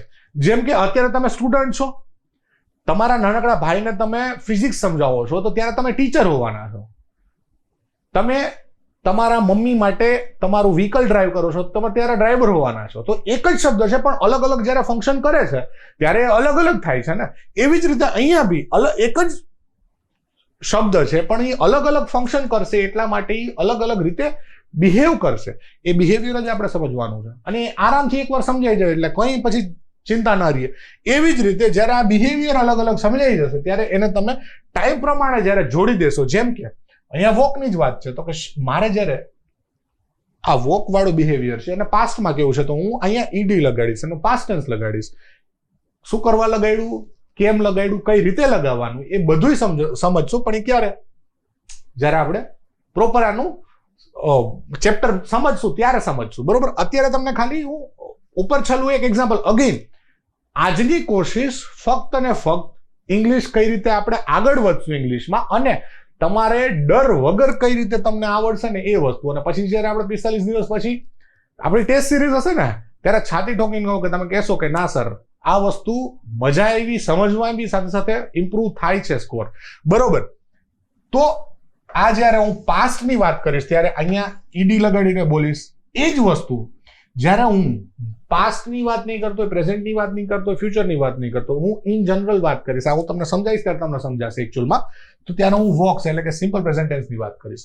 એવી જ રીતે શી વિલ વોક નોર્મલી, તો અહીંયા વિલ વોક છે એ શા માટે? તો કે કદાચ એ વ્યક્તિ છે, બરોબર, એમનો કંઈક એક્સિડન્ટ થઈ ગયું હોય, પગમાં પ્લાસ્ટર આવ્યું હોય, ધીમે ધીમે ચાલતા હોય, હવે પ્લાસ્ટર સરખું થશે તો આપણે કહીએ ને કે take 3 or 4 months of rest and afterwards she will walk normally. 3-4 મહિનાના રેસ્ટ પછી શી વિલ વોક નોર્મલી. તો અહીંયા આપણે ફ્યુચરમાં એની વાત કરી છે. સમજો, શબ્દો એક જ છે, બસ એમના ફંક્શન બદલે છે અને અહીંયા આપણે એના સમય કાળ અને વર્ક પ્રમાણે વાત કરશું. એટલે આપણે અલગ અલગ શબ્દના અલગ અલગ ફોર્મને યુઝ કરશું. કેમ? મેં તમને કીધું એ પ્રમાણે તમારું અલગ ફંક્શન કરતા હોય ત્યારે તમારું બિહેવિયર અલગ થઈ જાય. જ્યારે તમે સ્ટડી કરતા હોય તમે તમારે પીસફુલ, કામ, ફોકસ દો. એવી રીતે જ્યારે તમે ગેમ રમતા હોય ત્યારે તમે ગેમર હો, તમે ડ્રાઈવ કરતા હોય તમે ડ્રાઈવર હો, ત્યારે તમારું બિહેવિયર સેમ નહીં રહે. એવી જ રીતે અહીંયા બી શબ્દોના બિહેવિયર એવી રીતે સેમ નથી રહેતા હોતા. આટલી જ વસ્તુ સમજવાની છે, બીજું કાંઈ નથી. આ આખી આપણે જે કથા કરી, વાર્તા કરી, એનું હાર્દ શું છે કે આપણે વસ્તુને સમજવા માટે શું કર્યું છે? પેલા સેન્ટેન્સને ડિસઇન્ટિગ્રેટ કર્યા છે, એટલે કે સેન્ટેન્સના અલગ અલગ ભાગને તોડી નાખ્યા છે અને પછી આપણી રિક્વાયરમેન્ટ પ્રમાણે એને જોડી નાખ્યા છે, ઇન્ટિગ્રેટ કર્યા છે. બરોબર? જેવી રીતે અંગ્રેજો આપણા ઉપર કોન્કર અને રૂલ કરતા, ડિવાઈડ એન્ડ કોન્કર કરતા, એવી જ રીતે આપણે બી ઇંગ્લિશ ઉપર ડિવાઈડ એન્ડ કોન્કર કરવાનું છે. બરોબર? ઇઝીલી થઈ જશે. અગેન એટલા માટે હું શબ્દો કહું છું કે તમને ખુદને એ વસ્તુનો કોન્ફિડન્સ આવી જશે કે આ એટલું બધું હાર્ડ નથી. અમને થોડોક વધુ જ કન્ફ્યુઝન હતું, અમને થોડોક વધુ જ ખોટી ઇન્ફોર્મેશન હતી કે ઇંગ્લિશ બહુ હાર્ડ છે. ના, મહેનત માંગશે બટ ઇંગ્લિશ હાર્ડ નથી જરાય. આપણે કઈ રીતે શીખીશું? આપણે અગેન મેં કીધું એ પ્રમાણે કે નાનકડું બાળક હોય કઈ રીતે શબ્દો શીખતું હોય, પછી ધીમે ધીમે બ્રોકન સેન્ટેન્સીસ બોલે, પછી આખા સેન્ટેન્સીસ આવે, પછી નાના નાના પેરેગ્રાફ આવે, પછી ગાયનો નિબંધ આવે. ગાયનો નિબંધ હંમેશા આવવાનો જ છે, બરોબર? તો જે મેં તમને વાત કરી ને કે પાર્ટ્સ ઓફ સ્પીચ, નાનું બાળક હોય જ્યારે કોઈ પણ એક વસ્તુને સમજતું હોય ત્યારે શું હોય કે એના માટે એક એક વસ્તુ નવી હોય. પાણી એના માટે નવું છે, એટલા માટે પાણી આખો શબ્દ નહીં બોલી શકે ને, તો શું કહેશે? ભૂ. એટલે જ્યારે કોઈ નવી વસ્તુ છે એના વિશે કંઈક આપણે નામ આપવું હોય ને, નાઉન છે. કોઈ પણ ઓબ્જેક્ટ છે એને પહેલી વાર આપણે કંઈક નામ આપ્યું. હવે આવી શબ્દ છે મોટું મોટું વિશાળ, એ શેપ એનો કોઈ પણ હોઈ શકે, કડક છે, આવું છે, તેને શું નામ આપ્યું? તો કે ઇટ ઇઝ અ રોક. તો એ શું છે? એને એક નાઉન આપી દીધું. પણ આ રોક, હવે આવા તો રોક ઘણા બધા પડ્યા. કદાચ તમે ક્યારેક તમારે જો એવું થાય નોર્ધન કર્ણાટકમાં ફરવા જવાનું થાય કદાચ સાઉથ ઇન્ડિયામાં, તો નોર્ધન કર્ણાટકમાં હમ્પી કરીને જગ્યા છે, લગભગ લોકોને ખબર હશે, વિજયનગર સામ્રાજ્યની કેપિટલ હતું. તો હમ્પીનું લેન્ડસ્કેપ છે ને, એ આખું એવું લેન્ડસ્કેપ છે કે જેમાં રોક બોલ્ડર્સ બહુ બધા છે. તો એવા ટાઈપની જગ્યા છે. હવે ત્યાં વિચારો તમે કે એ બધા રોક જ હશે. કેમ? તો કે આપણે એવા ટાઈપના કોમનલી મળતા બધા કોમન વસ્તુઓને એક કોમન નામ આપ્યું છે કે રોક. હવે એવું એક રોક છે કે જે લગભગ એક છે ને આવો રોક છે કે જે આગળથી દેખાય છે, એને છે ને આપણે નામ આપ્યું છે ક્રિષ્નાસ બટર બોલ. આ સાઉથ ઇન્ડિયામાં એક જગ્યા છે કે ત્યાં સ્પેસિફિકલી આ એક વસ્તુ છે, લોકો બહુ અજાયબીથી જોવા જાય છે. બહુ સ્લાન્ટ ઉપર છે એમની, બટ એ રડતો નથી આમ કે પડતો નથી, બહુ નાની જગ્યાએ ટકેલો છે, એટલા માટે બહુ લોકો માટે આશ્ચર્યનું એક અદ્ભુત ઓબ્જેક્ટ છે અને લોકો બહુ બધા જતા હોય ત્યાં જોવા માટે. તો એનું શું નામ છે? ક્રિષ્નાસ બટર બોલ. હવે જો વસ્તુ શું સમજાવવાની તમને કે જ્યારે હું કોમનલી એક બહુ બધા ઓબ્જેક્ટ માટે એક શબ્દ યુઝ કરી શકતો હોય એવા શબ્દને હું શું કહીશ? કોમન નાઉન કહીશ. બટ કોઈ પ્રોપરલી કોઈ એક પ્રોપર વસ્તુ માટે, કોઈ પ્રોપર ઓબ્જેક્ટ માટે કોઈ નામ હશે તો એને હું શું કહીશ? એને પ્રોપર નાઉન કહીશ. એવી જ રીતે જેમ કે we are all men. Men એટલે શું કે એક એવું એનિમલ છે કે જેને આપણે હ્યુમન કહી દીધું. ઓકે ચલો human, V are all human. તો હ્યુમન શું થયું? કોમન નાઉન થયું. હવે હ્યુમનમાંનો એક હું સ્પેસિફિક છું કે જેનું નામ શું રાખ્યું છે? તો કે રાહુલ. તો રાહુલ શું છે કે હ્યુમન જ છે, પરંતુ એક પ્રોપર નામ એને આપ્યું છે. એટલા માટે પ્રોપર નાઉન અને કોમન નાઉન એ બે વચ્ચેનો તફાવત છે. હવે આ વસ્તુ શું કરવા માટે સમજાવવાની કે જ્યારે તમે એ તફાવત સમજશો ત્યારે તમને ખબર પડશે કે અચ્છા, તમે જ્યારે કોઈ પ્રોપર્ટી સમજાવો છો નાઉનની, એટલે કે આ આર્ટિકલ છે જે નાઉન વિશેની કંઈક ઇન્ફોર્મેશન આપશે, એ આર્ટિકલ હંમેશાની માટે કોમન નાઉન ઉપર જ લાગશે, ના કે પ્રોપર નાઉન ઉપર. જ્યારે એકચ્યુઅલમાં હું તમને એડજેક્ટિવ્સના સેશન આપણે જોઈશું ને ત્યારે તમને હું સરખી રીતે સમજાવીશ, પરંતુ અત્યારે ખાલી શોર્ટમાં એટલું જ કહેવાનું કે આર્ટિકલ ક્યારેય અહીંયા ન લાગે. બરોબર? અહીંયા ઇનડિફાઇનાઇટ આર્ટિકલ ન લાગે. કેમ? તો કે આ ડિફાઇનાઇટ વસ્તુ છે. અગેન થોડુંક કન્ફ્યુઝિંગ છે, બટ અત્યારે આગળ એટલે હું વધું છું કે તમારે એના ઉપર ફોકસ નથી કરવાનું. ફોકસ કેના ઉપર કરવાનું છે કે વસ્તુઓને ધીમે ધીમે તોડીને નાના બિટ્સ એન્ડ પીસીસ સાઇઝમાં આપણે જ્યારે સમજશું ત્યારે ઇઝીલી વસ્તુઓ સમજાઈ જશે. અહીંયા બટર બોલની વાત કરતો. બટર બોલ કેવો? તો કે બટર જેવો, લીસો. બિરયાની કેવી? તો કે ડિલિશિયસ. આ શું છે? આ શબ્દે બિરયાનીની ઇન્ફોર્મેશન આપી. બિરયાની ખરાબ નથી, સારી છે, ડિલિશિયસ છે, ટેસ્ટી છે. બિરયાની એક નાઉન છે, એક ડીશ છે, એના વિશેની ઇન્ફોર્મેશન જે શબ્દ આપી એને શું કહેવાય? એડજેક્ટિવ કહેવાય. બહુ નોર્મલ. તો હવે જ્યારે આપણે એક શબ્દની ઇન્ફોર્મેશન આપીએ છીએ તો એડજેક્ટિવ શું કીધું આપણે કે એવા શબ્દો છે કે જે નાઉનના બિફોર આવે. હવે જો ઓલવેઝ નાઉનની બિફોર ના આવે, હું તમને ક્યારેક બતાવીશ કે નાઉનની પાછળ એ હોય, બટ એ હંમેશા શું છે કે એ શું બતાવે છે? કાંઈક ને કાંઈક ઇન્ફોર્મેશન આપે છે નાઉન વિશેની. એવા શબ્દોને એડજેક્ટિવ કહેવાય. અને જે એડજેક્ટિવ નાઉન પહેલા આવે અને એ સ્પેસિફિક છે કે નહીં, કે જનરલ છે કે નહીં એ દર્શાવે, એવા એડજેક્ટિવને શું કહેવાય? આર્ટિકલ કહેવાય. આર્ટિકલ એ એક ટાઈપનો એડજેક્ટિવ જ છે. તો અહીંયા શું છે કે શી હેઝ અ કાર, તો કાર શું છે? નાઉન છે. હવે કઈ કાર છે એ અહીંયા કીધેલું નથી. કેવી કાર છે, કયા કલરની છે, એવું કઈ કીધેલું નથી. તો એનો મતલબ કે એક general set of cars. Cars એટલે શું કે 4 વ્હીલનું વાહન કે જેના થ્રુ લોકો જઈ શકે. તો એવા એક કોમન નાઉન વિશેની વાત કરી છે કે એની પાસે એક છે વસ્તુ આવી, બરોબર. ત્યારે આપણે અહીંયા એની આગળ એ લગાડીએ છીએ. અગેન આર્ટિકલ થોડાક ટેકનિકલ છે વસ્તુ છે, ઇઝી છે બટ ટેકનિકલ છે. આરામથી જ્યારે કરશું ત્યારે તમને વ્યવસ્થિત સમજાશે. પણ અત્યારે ખાલી તમને મારે શું સમજાવવાનું હતું કે જ્યારે એની પાસે મારી સ્પેસિફિસિટી નથી, કે એનો સ્પેસિફિકલી એક વસ્તુ નથી કહેતો પોઈન્ટ કરીને કે આ જ કાર છે, એવું નહીં. એની પાસે કોઈ પણ છે ને એનાથી મને મતલબ નથી, ત્યારે હું અહીંયા ઇનડિફાઇનાઇટ આર્ટિકલ લગાવું.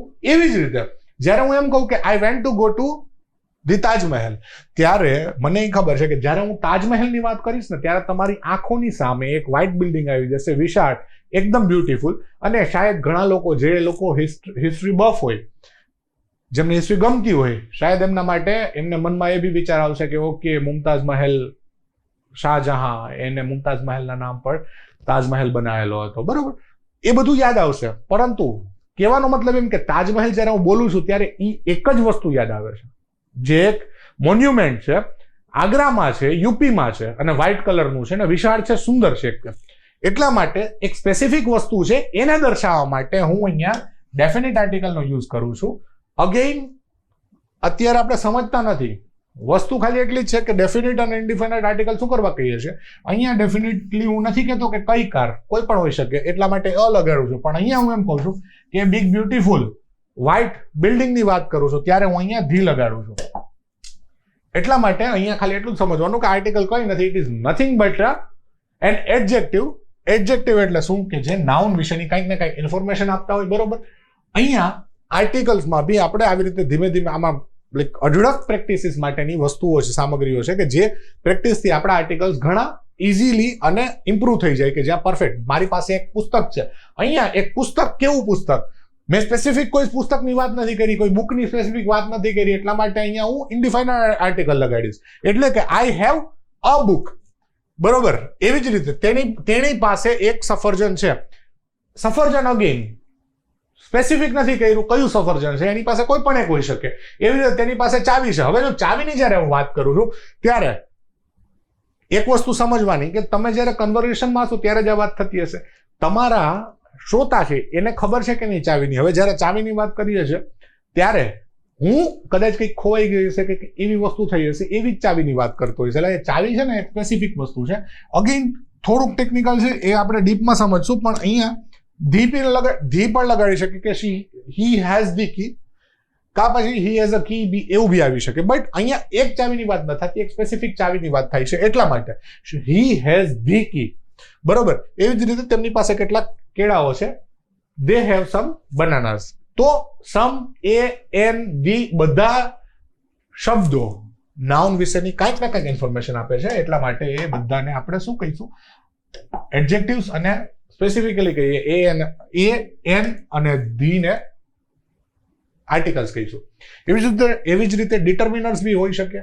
એવી જ રીતે અલગ અલગ બીજા પ્રી ડિટર્મિનર બી હોય. ઘણી બધી વસ્તુઓ આવે. બટ ડીપમાં જ્યારે જોશું ત્યારે સમજશું. અત્યારે કોઈ એવો લોડ લેવાની જરૂર નથી, આરામથી આગળ વધવાનું છે. અગેન આજનો સેશન ફક્ત ને ફક્ત એટલી વસ્તુ સમજાવવાની કે આ ઇઝી છે, આમ આવડે, બસ. રસ્તો એક ક્લિયર હોવો જોઈએ અને વ્યવસ્થિત આપણું વિઝન હોવું જોઈએ કે આપણે કઈથી કઈ જગ્યાએ જવાનું છે.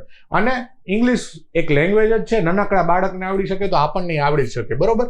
અને આર્ટિકલની વાત કરતા હતા કે ભાઈ આર્ટિકલ છે કેના ઉપર ડિપેન્ડ કરે, નાઉન ઉપર ડિપેન્ડ કરવાના છે ઓલવેઝ.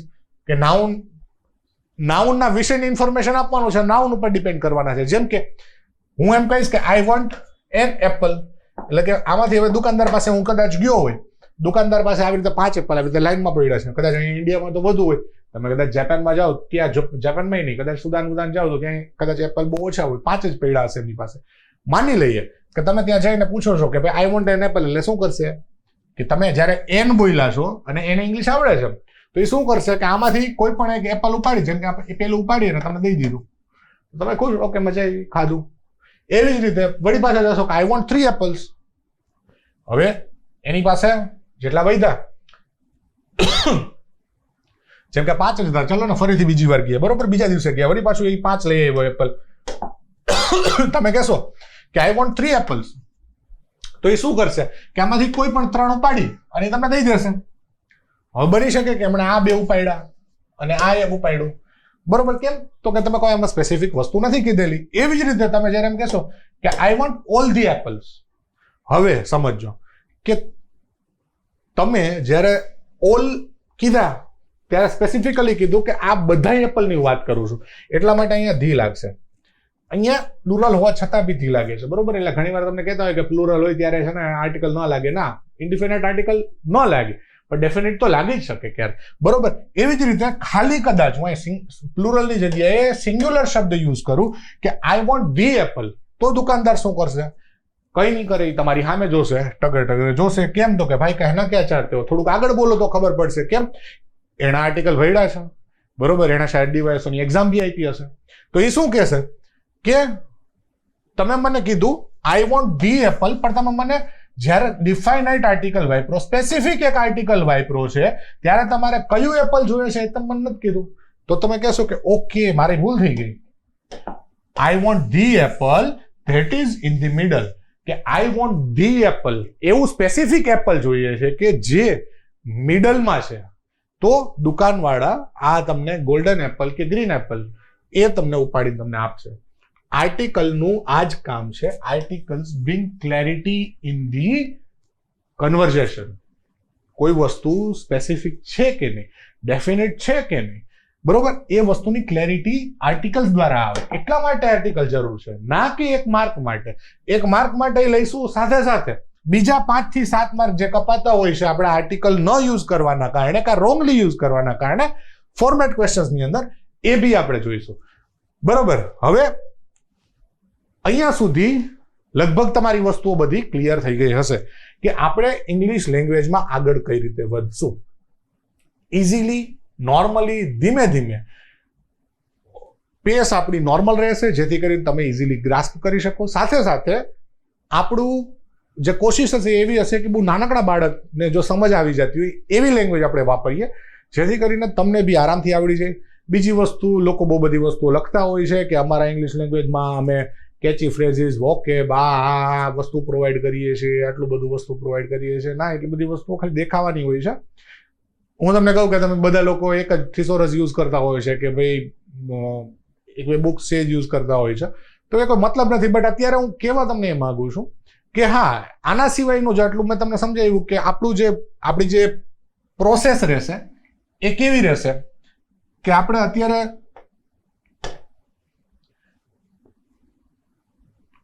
પહેલા આ 45 દિવસની વાત કરું છું કે 45 દિવસની અંદર શું કરશું આપણે.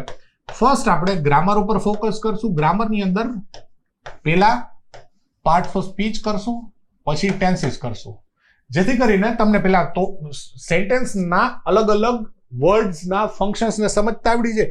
પછી એને તમે એના અકોર્ડિંગલી ટાઈમના અને ટેન્સના અકોર્ડિંગલી, ટાઈમ અને વર્કના અકોર્ડિંગલી એને જોડીને લખતા શીખી જાઓ. એટલે તમારા અહીંયા સેન્ટેન્સ છે ને મસ્ત ક્લિયર થઈ જશે. અને આ ગેરંટી કે છે ને આ વસ્તુ ગ્રામેટિકલી કરેક્ટ ફોર્મમાં તૈયાર થઈ જશે. આ થશે ને, આ બધા લોકો પેલા એમ કહેતા હોય કે ના આ બધી વસ્તુ કર્યા પછી બીજી વસ્તુ કરે. બટ હા, તમને એક વસ્તુ સમજાવવાની, અત્યાર સુધીની જેટલી ચર્ચાઓ છે ને આપણી, એ આપણે જે બોલીએ છીએ, બરોબર, એને આપણે જ્યારે એક્ટિવ અને પેસિવ વોઇસમાં ડિવાઈડ કરીએ ત્યારે એક્ટિવ વોઇસમાં બોલેલી વસ્તુઓની જ ચર્ચા કરીએ છીએ. જેટલા ગ્રામરના રૂલ તમે જ્યારે શીખો છો ને, એ એક્ટિવ વોઇસમાં બોલેલા જ સેન્ટેન્સીસના રૂલ્સ તમે શીખો છો. એક્ટિવ વોઇસ એટલે શું કે જેમાં જ્યારે બોલેલો કરતા ખુદ ક્રિયા કરતો હોય એને એક્ટિવ વોઇસ કહેવાય. કન્ફ્યુઝન કેમાં થાય કે એટલા માટે આપણે જ્યારે એક્ટિવમાંથી પેસિવમાં જઈએ ને ત્યારે એને કન્ફ્યુઝન બહુ બધું થતું હોય કે આ તો આવા બધા રૂલ શીખા પણ સારું આ તો કન્ફ્યુઝન થઈ ગયું. પણ જ્યારે તમે પહેલેથી સમજેલા હશો ને કે એક્ટિવ અને પેસિવનો ડિફરન્સ શું છે ને એમાં કઈ રીતે આગળ વધવાનું, ત્યારે તમને આ ઇઝી થઈ જશે.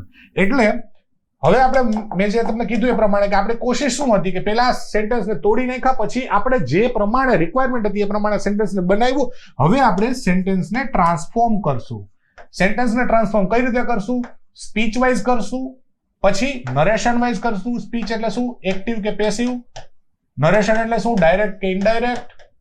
પછી સિમ્પલ, કમ્પાઉન્ડ, કોમ્પ્લેક્સ, કા પછી અફર્મેટિવ, નેગેટિવ, ઇન્ટ્રોગેટિવ, એક્સક્લેમેટરી. આ બધા સેન્ટેન્સીસને ટ્રાન્સફોર્મ કરતા શીખજો. હવે તમને આઈડિયા આવી જશે જ્યારે ટ્રાન્સફોર્મ કરશું ને, આ છેલ્લે તમે છે ને એકદમ મસ્ત એક્સેલન્સ તમે મેળવી લીધું હશે કે ઓકે હવે તો બધી વસ્તુ સમજાઈ ગઈ છે કે કઈ રીતે બધું કરવું. અત્યાર સુધી ખોટા ડરતા હતા, આ વસ્તુ થઈ ગઈ. એના પછી તમને આઈડિયા આવ્યો કે ઓકે હવે તો હું લખતા શીખી ગયો છું, હવે હું શું કરીશ? તો હવે કઈ નહીં, હવે ફોર્મેટ ક્વેશ્ચન્સ.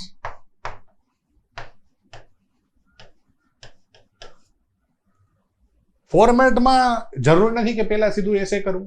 ધીમે ધીમે તમે એક એક વસ્તુઓ શીખી શકો. તમારી પાસે હવે જેમ કે રિપોર્ટ છે ને, તો એ હું તમને જ્યારે ટેન્સના પાસ્ટ ટેન્સ ભણાવતો હોય ને ત્યારે હું રિપોર્ટનું થોડુંક તમને ઇન્ફોર્મેશન આપીશ, જેથી કરીને તમને રિપોર્ટ 2-3 લખવાય આપીશ, જેથી કરીને તમને ખબર પડે કે અચ્છા પાસ્ટ ટેન્સ મેં ભણ્યું, એની હારે રિપોર્ટ લખું છું તો ઘણો બધો મને ફેર પડે છે. કેમ? તો કે ઓલી વસ્તુ તાજી હોય. એવી જ રીતે એસે છે તો હું જ્યારે પ્રેઝન્ટ ટેન્સ પૂરો કરીશ, સાથે સાથે જરૂર એવું નથી કે પ્રેઝન્ટ ટેન્સમાં ચારેય પ્રેઝન્ટ ટેન્સ કે સિમ્પલ, કન્ટિન્યુઅસ, પરફેક્ટ કન્ટિન્યુઅસ એક હારે કરવા, ના, એવી રીતે ના હોય. એનું અલગથી જ તમારે પ્રોપર એની ક્રોનોલોજી હારે જવું પડે. ક્રોનોલોજી આ સેન્સમાં નથી કહેતો, બટ સમજી શકીએ એ સેન્સમાં કહું છું. એટલે આપણે ક્રોનોલોજીને તોડશું ખરી અને સમજશું ખરી કઈ રીતે જવાનું. પણ ત્યારે તમને ખબર પડશે કે જ્યારે પરફેક્ટ ટેન્સીસ મેં કરાવેલા છે ને, પરફેક્ટ ટેન્સીસ અલગથી કરાવીશ, એટલે ત્યારે તમને ખબર પડશે કે અચ્છા હું એસેને આવી રીતે લખી શકતો હતો. પછી જ્યારે તમને ડાયરેક્ટ ઇનડાયરેક્ટ કરાવીશ ને ત્યારે તમને ખબર પડશે કે અચ્છા સ્પીચમાં હું આ શબ્દોનો બી યુઝ કરી શકું. એટલે આપણે અલગ અલગ ગ્રામર અને ફોર્મેટ ક્વેશ્ચન્સ એ બધા એકચ્યુઅલી ચાલશે, સાથે ચાલશે, અને એક પછી એક 1 by 1 એના સેશન્સ બી ચાલશે. એટલે જ્યારે છેલ્લા ફોર્મેટ સેશન હશે એની અંદર તમે કન્ટેન્ટ કેવો રાખવો, કન્ટેન્ટને કઈ રીતે રિપ્રેઝેન્ટ કરવું, એનું પ્રેઝન્ટેશન બહુ જરૂરી છે. જેમ કે એસે છે 3 પેજ આપ્યા છે તો 3 પેજમાં 3 પેરેગ્રાફ હોવા જોઈએ. પહેલા પેરેગ્રાફ ઇન્ટ્રો કેવું હોવું જોઈએ, કન્ક્લુઝન કેવું હોવું જોઈએ, જો વિમેન વિશે પૂછાયેલું તો આવું હોવું જોઈએ, એજ્યુકેશનમાં આવું હોવું જોઈએ, હેલ્થમાં આવું હોવું જોઈએ, એના સિવાયના જે ટોપિક પૂછાતા હોય, એગ્રીકલ્ચર છે, સ્પેસ છે, તો એના વિશેના કન્ટેન્ટ આપણી પાસે તૈયાર હોવા જોઈએ. બેઝિક કન્સેપ્ટ કન્ટેન્ટ તમને બધું આપી દઈશ. સાથે સાથે જે સારા ઇમ્પેક્ટફુલ વર્ડ્સ છે એક ટોપિકને રિલેટેડ, એ બી તમને ઇન્ફોર્મેશન હોવી જોઈએ. એ બધી વસ્તુની ઇન્ફોર્મેશન હોવી જોઈએ. એ બધી વસ્તુ કરશું ને એટલે 30 થી 40 દિવસની અંદર આપણું ઇંગ્લિશ મસ્ત થઈ જશે. બરોબર. છેલ્લો એક તમારો ડાઉટ રહે છે કે સર બધું તમે સમજાય બરોબર, બટ વોકેબ માટે શું કરવું? તો વોકેબ માટે કાંઈ નહીં, રેગ્યુલર તમે જે ડે ટુ ડે વસ્તુઓ કરતા હોય ને એ વસ્તુને ઓબ્ઝર્વ કરતા જાઓ અને પોતાની જાતને કહેતા જાઓ કે આનું ઇંગ્લિશ શું થાય. જ્યારે કરાવશું ત્યારે હું તમને બધું કરાવીશ. એક વસ્તુ ડેઈલી બહુ બધી વસ્તુ આપતા હોઈએ છીએ, બરોબર. બટ અત્યારે શું તમારે તમારી જાતે જ્યારે ડેવલપ કરવાનું થશે ને ત્યારે તમે શું કરશો? જેમ કે હું અત્યારે બોલું છું તો હું આનું ઇંગ્લિશ વિચારીશ કે મારે બોલવું છે. ઓકે, બોલવાનું ઇંગ્લિશ તો ટોક થશે, બટ મારે કંઈક કહેવું છે તો સે થશે. મારે કંઈક વ્યક્ત કરવું છે તો શું એક્સપ્રેસ થશે. આ વસ્તુ હું જ્યારે મારા થોટ પ્રોસેસની અંદર હું નહીં નાખું ને કે મારે ઇંગ્લિશ શીખવું છે ને એના માટે હું જે બોલું છું એ વસ્તુના મારે મતલબો જાણવા છે. એટલે રોજબરોજની વસ્તુઓને તમે ધીમે ધીમે ઓબ્ઝર્વ કરવા મળશો ને એટલે તમને ધીમે ધીમે તમારી પાસે ઇનફ વોકેબ તૈયાર થશે.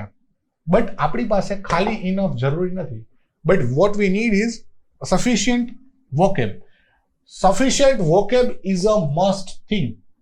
હવે એક વસ્તુ મારે તમને સમજાવવાની કે સફિશિયન્ટ અને મને એક વસ્તુ કહેજો, સફિશિયન્ટ અને ઇનફ એ બે વચ્ચેનો ડિફરન્સ.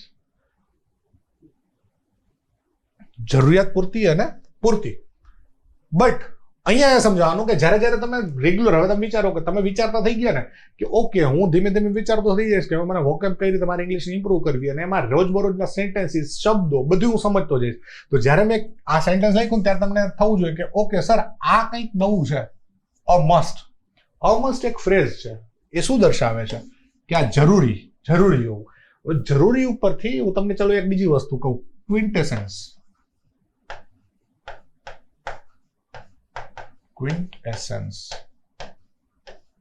આ બી એક શબ્દ છે.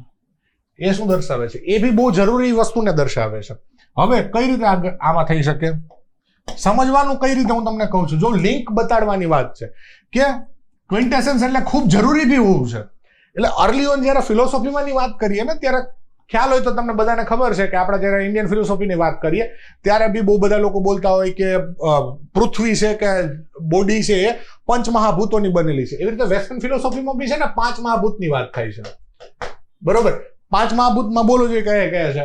તો કે એર, પછી અર્થ, વોટર, ફાયર. આ 4 તો છે જ.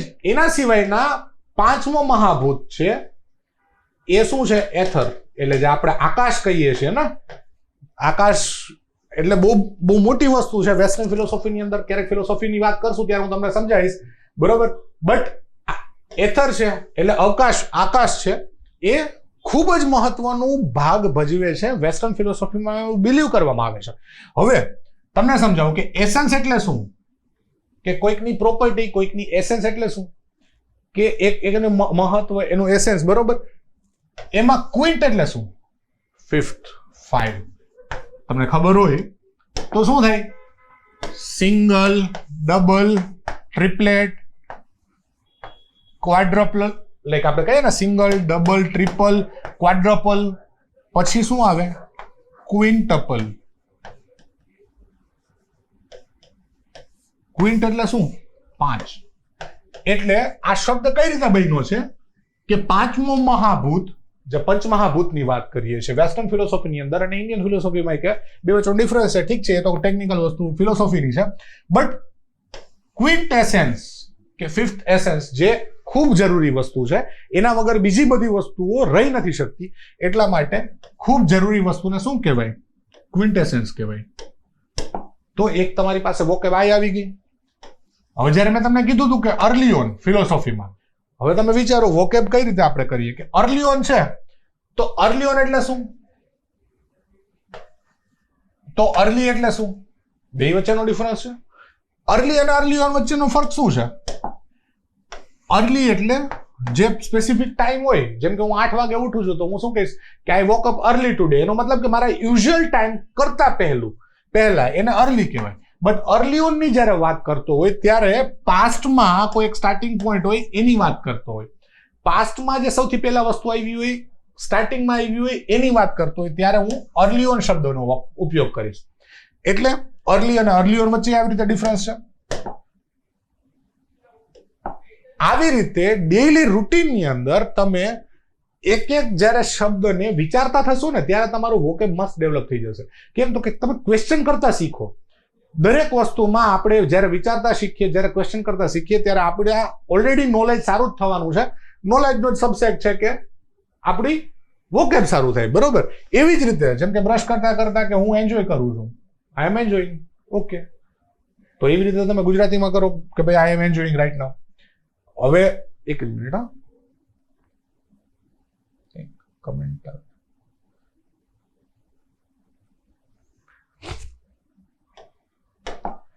જેમ કે અહીંયા બ્રશ કરતા મેં તમે કીધું કે I am enjoying, like I am feeling good today right now, બરોબર. આ વસ્તુ વિચારો કે ડેલી રૂટીનમાં આપણે જે કરતા હોય, બ્રશ કરતી હોય સવારના, તો આઈ એમ ફીલિંગ ફ્રેશ છે. મારે કોઈકને એમ કેવું હોય કે ઓકે ચલો હું ફ્રેશ થઈને આવ્યો, તો હું શું કહીશ કે let me freshen up and I'll come right away કા પછી ઇન્સ્ટન્ટલી. હવે ઇન્સ્ટન્ટલી, ચલો આ વસ્તુ સારી કહું. ઇન્સ્ટન્ટલી એટલે શું? તરત, ઇમિડિયેટલી. આનો મતલબ એ થાય ઇમિડિયેટલી.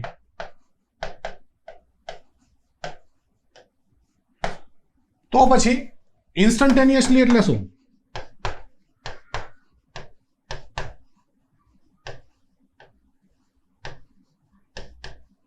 પાર્ડન માય હેન્ડરાઇટિંગ, થોડુંક હેન્ડરાઇટિંગ થોડું ખરાબ થઈ ગઈ. પણ એક શબ્દ છે ઇન્સ્ટન્ટ, જો બંને એક જ શબ્દમાંથી બન્યા છે.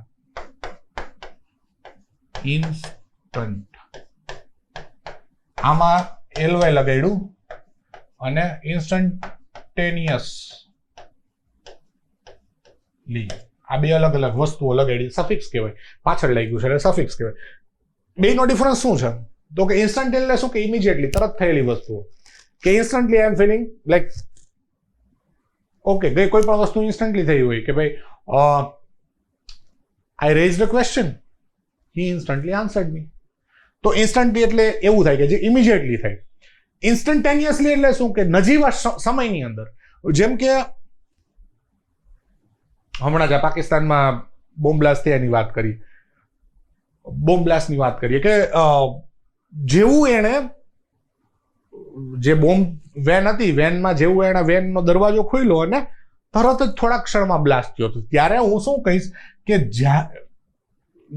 જ્યારે એણે વેનનો દરવાજો ખોલ્યો, as soon as he open the door of a van, instantaneously it blasted. ત્યારે ઇન્સ્ટન્ટલી તરત નથી થયું, પણ નજીવા સમયની અંદર થયું છે. તો ઇન્સ્ટન્ટલી અને ઇન્સ્ટન્ટેનિયસલી બે વચ્ચેનો ડિફરન્સ છે. આવી રીતે તમે એક એક વસ્તુઓને, આ તમારે એકલાય નથી કરવાનું, હું કરાવીશ દરેક સેશનની અંદર આ વસ્તુઓ જ્યારે જ્યારે મને યાદ આવતી જશે ને કે આનો મતલબ શું થાય, આનો મતલબ શું થાય, તમે પૂછતા રહેશો ને હું કહેતો રહીશ તમને. એટલે ધીમે ધીમે વોકેબ ઓલરેડી બનતું જાય, અને વોકેબ બનાવવું કોઈ મોટી વસ્તુ નથી. તમારી પાસે સારી રીતે માર્ક્સ લાવવા માટે તમારે મેક્સ ટુ મેક્સ 500 થી 600 શબ્દો જોઈએ, અને એ શબ્દો થઈ જાય એટલે આરામથી તમને તમારી જાતને તમે સારી રીતે એક્સપ્રેસ કરી શકો. આટલી જ વસ્તુ આજના સેશનમાં મારે તમને કહેવાની હતી, બરોબર. ઇંગ્લિશમાં આપણે ઇઝી છે, બટ આપણે કોઈ ટેમ્પરરી સોલ્યુશન કે તરત જ આપણે કંઈક ગોખી નાખ્યું, 5 વસ્તુઓ ગોખી નાખી, આના આગળ આ જ લાગે, આની પાછળ આ જ લાગે, એવી વસ્તુ કરવાની જરૂર નથી, સમજવાની જરૂર છે. ઓકે, હા, ચલો આ એક જોઈ લઈએ, બેન્ડ-એડ સોલ્યુશન. બેન્ડ-એડ સોલ્યુશન એટલે શું કે English is easy but we should not look for a band-aid solution. Band-aid solution એટલે શું કે હાથ ભાંગ્યો ને આપણે બેન્ડેડ લગાડી હોય, એના જેવી વસ્તુ છે કે ટેમ્પરરી છે, કે અહીંયા ફૂલ લોહી નીકળે છે ને આપણે બેન્ડેડ લગાડી છે. તો આપણે કેવું કહી શકીએ આના માટેના? ચલો તમે જોઈ લેજો અત્યારે અને લખી લેજો કે આના માટેના બીજા શબ્દો કયા યુઝ કરી શકીએ. બેન્ડેડ સોલ્યુશન એટલે મેકશિફ્ટ,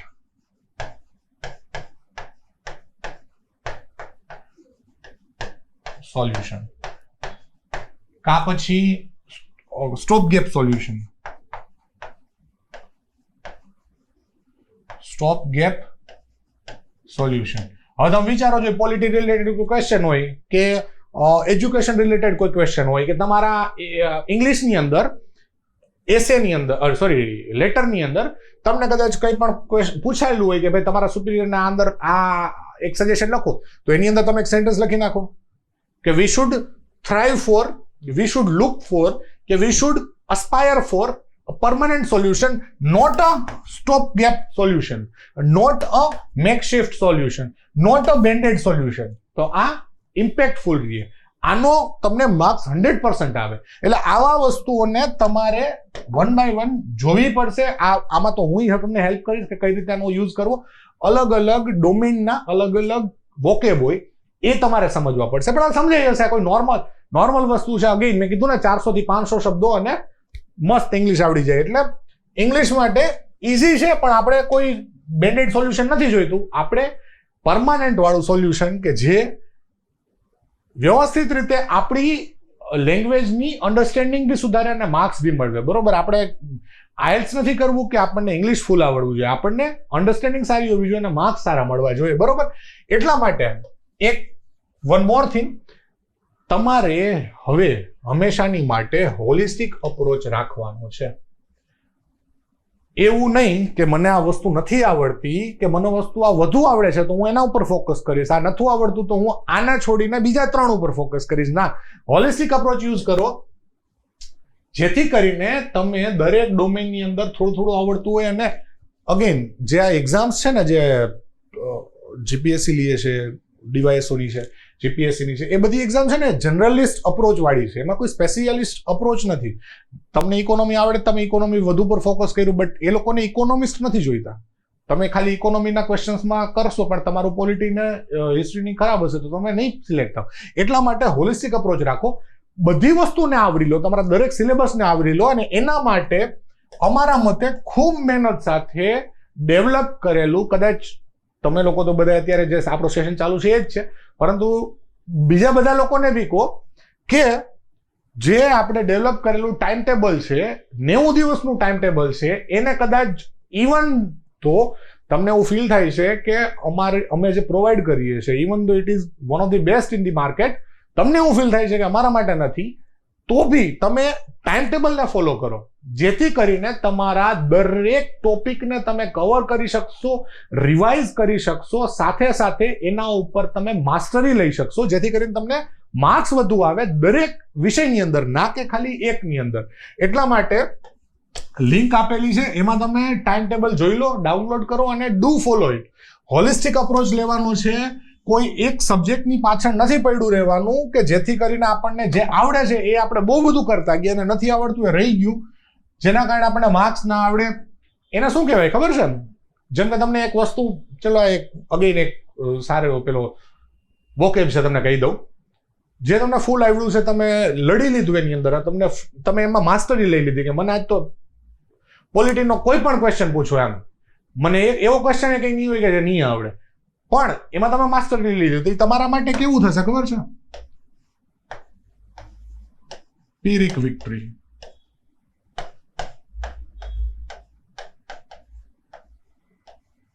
કેમ પીરિક વિક્ટરી? એક છે ને ગ્રીક કે રોમન, મને યાદ નથી આવતું, પણ પીરસ કરીને એક છે ને કિંગ હતા, ગ્રીક કિંગ હતા લગભગ. એને એકવાર યુદ્ધમાં બધા એને પોતાનું એટલું બધું જોખી દીધું ને એક બેટલમાં કે જીતી ગયા, પરંતુ એના દરેક મોટા મોટા જનરલ્સ હતા એ બધા મરી ગયા અને એની સેના છે ને અડધાથી વધુ ભાગની મરી ગઈ. તો એ જીતા તો ખરી પણ હાયરા જેવું જ થઈ ગયું. એટલા માટે પીરિક વિક્ટરી એટલે કેવી વિક્ટરી કે તમે જીતી લીધું પણ તમે હાયરા જેવું, તમને પરિણામ તમે ભોગવવા જેવા ન રહ્યું. એટલા માટે હવે આ વસ્તુ જ્યારે હંમેશા જોજો એમ કે જ્યારે હું વાત કરું છું તમને હોલિસ્ટિક અપ્રોચ યુઝ કરવાની, તો પીરિક વિક્ટરી માટે નહીં જવાનું, બટ યુ ગો ફોર શું કહી શકીએ આપણે, રિઝાઉન્ડિંગ.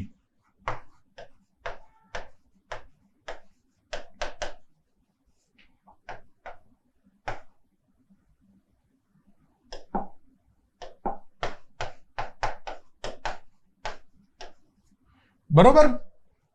પીરિક નહીં બટ રિઝાઉન્ડિંગ વિક્ટરી, કે જે એકદમ આમ ઢોલ નગારા હારે બધી વસ્તુ કરી છે ને માર્ક્સ લઈને રહેશું બધામાં, એવા એટીટ્યુડ હારે પ્રિપરેશન કરો. અગેન ટાઈમ ટેબલ છે, બહુ વધુ મહેનત સાથે, ઘણા બધા વિચાર સાથે, બહુ બધું એનાલિસિસ સાથે ડેવલપ કરેલું છે કે જેથી કરીને તમને એ ફોલો કરવામાં તમારી પાસે પાથ છે. અગેન જ્યાં સુધી રસ્તો ક્લિયર નહીં હોય, ડેસ્ટિનેશન સુધી નહીં પહોંચી શકો, રસ્તો ક્લિયર કરવામાં ટાઈમ ટેબલ બહુ કામનું છે. જો તમને એવું લાગતું હોય કે અમારી જે કોર્સ છે તમારા માટે નથી, તો બી ટાઈમ ટેબલ છે એનો ઉપયોગ કરો અને સાથે સાથે જેવી રીતે ફોલો કરવાનું કીધું છે પ્રિપેર કરો, હારે હારે પોતાની જાતને ટેસ્ટ કરો. અને આપણે અહીંયા કરવાના જ છીએ, બરોબર? દરરોજના જે સેશન્સ છે, સાથે સાથે ક્વેશ્ચન્સ છે, ફૂલ લેન્થ ટેસ્ટ છે, સેક્શનલ ટેસ્ટ છે, સબ્જેક્ટ વાઇઝ ટેસ્ટ છે, હોલિસ્ટિક અપ્રોચ વાળી ટેસ્ટ છે, એમાં એનાલિટિકલ બેઝડ ક્વેશ્ચન્સ છે, ફેક્ચ્યુઅલ છે, ડિસ્ક્રિપ્ટિવ છે, બહુ બધી વસ્તુ વિચારીને કરેલું છે. તો ડુ ફોલો ઇટ. ફોકસ લાઈવે ઘણી બધી મહેનત કરી છે એની પાછળ. જો તમને એવું લાગતું હોય કે અગેન ના જોડાઈ શકો, તો બી એને ફોલો કરવાની કોશિશ કરો ટાઈમ ટેબલને, જેથી કરીને તમારું સિલેક્શન, અમારું હેતુ એ છે કે તમારું સિલેક્શન થવું જોઈએ. તો આજનો સેશન આપણે અહીંયા રાખીએ. આઈ નો થોડોક લાંબો થઈ ગયો છે સેશન, બટ કોશિશ મારી એવી હતી કે તમને એવું ફીલ ના થાય કે ઇંગ્લિશ થોડું હાર્ડ છે, નથી થઈ શકતું એન્ડ એટસેટ્રા.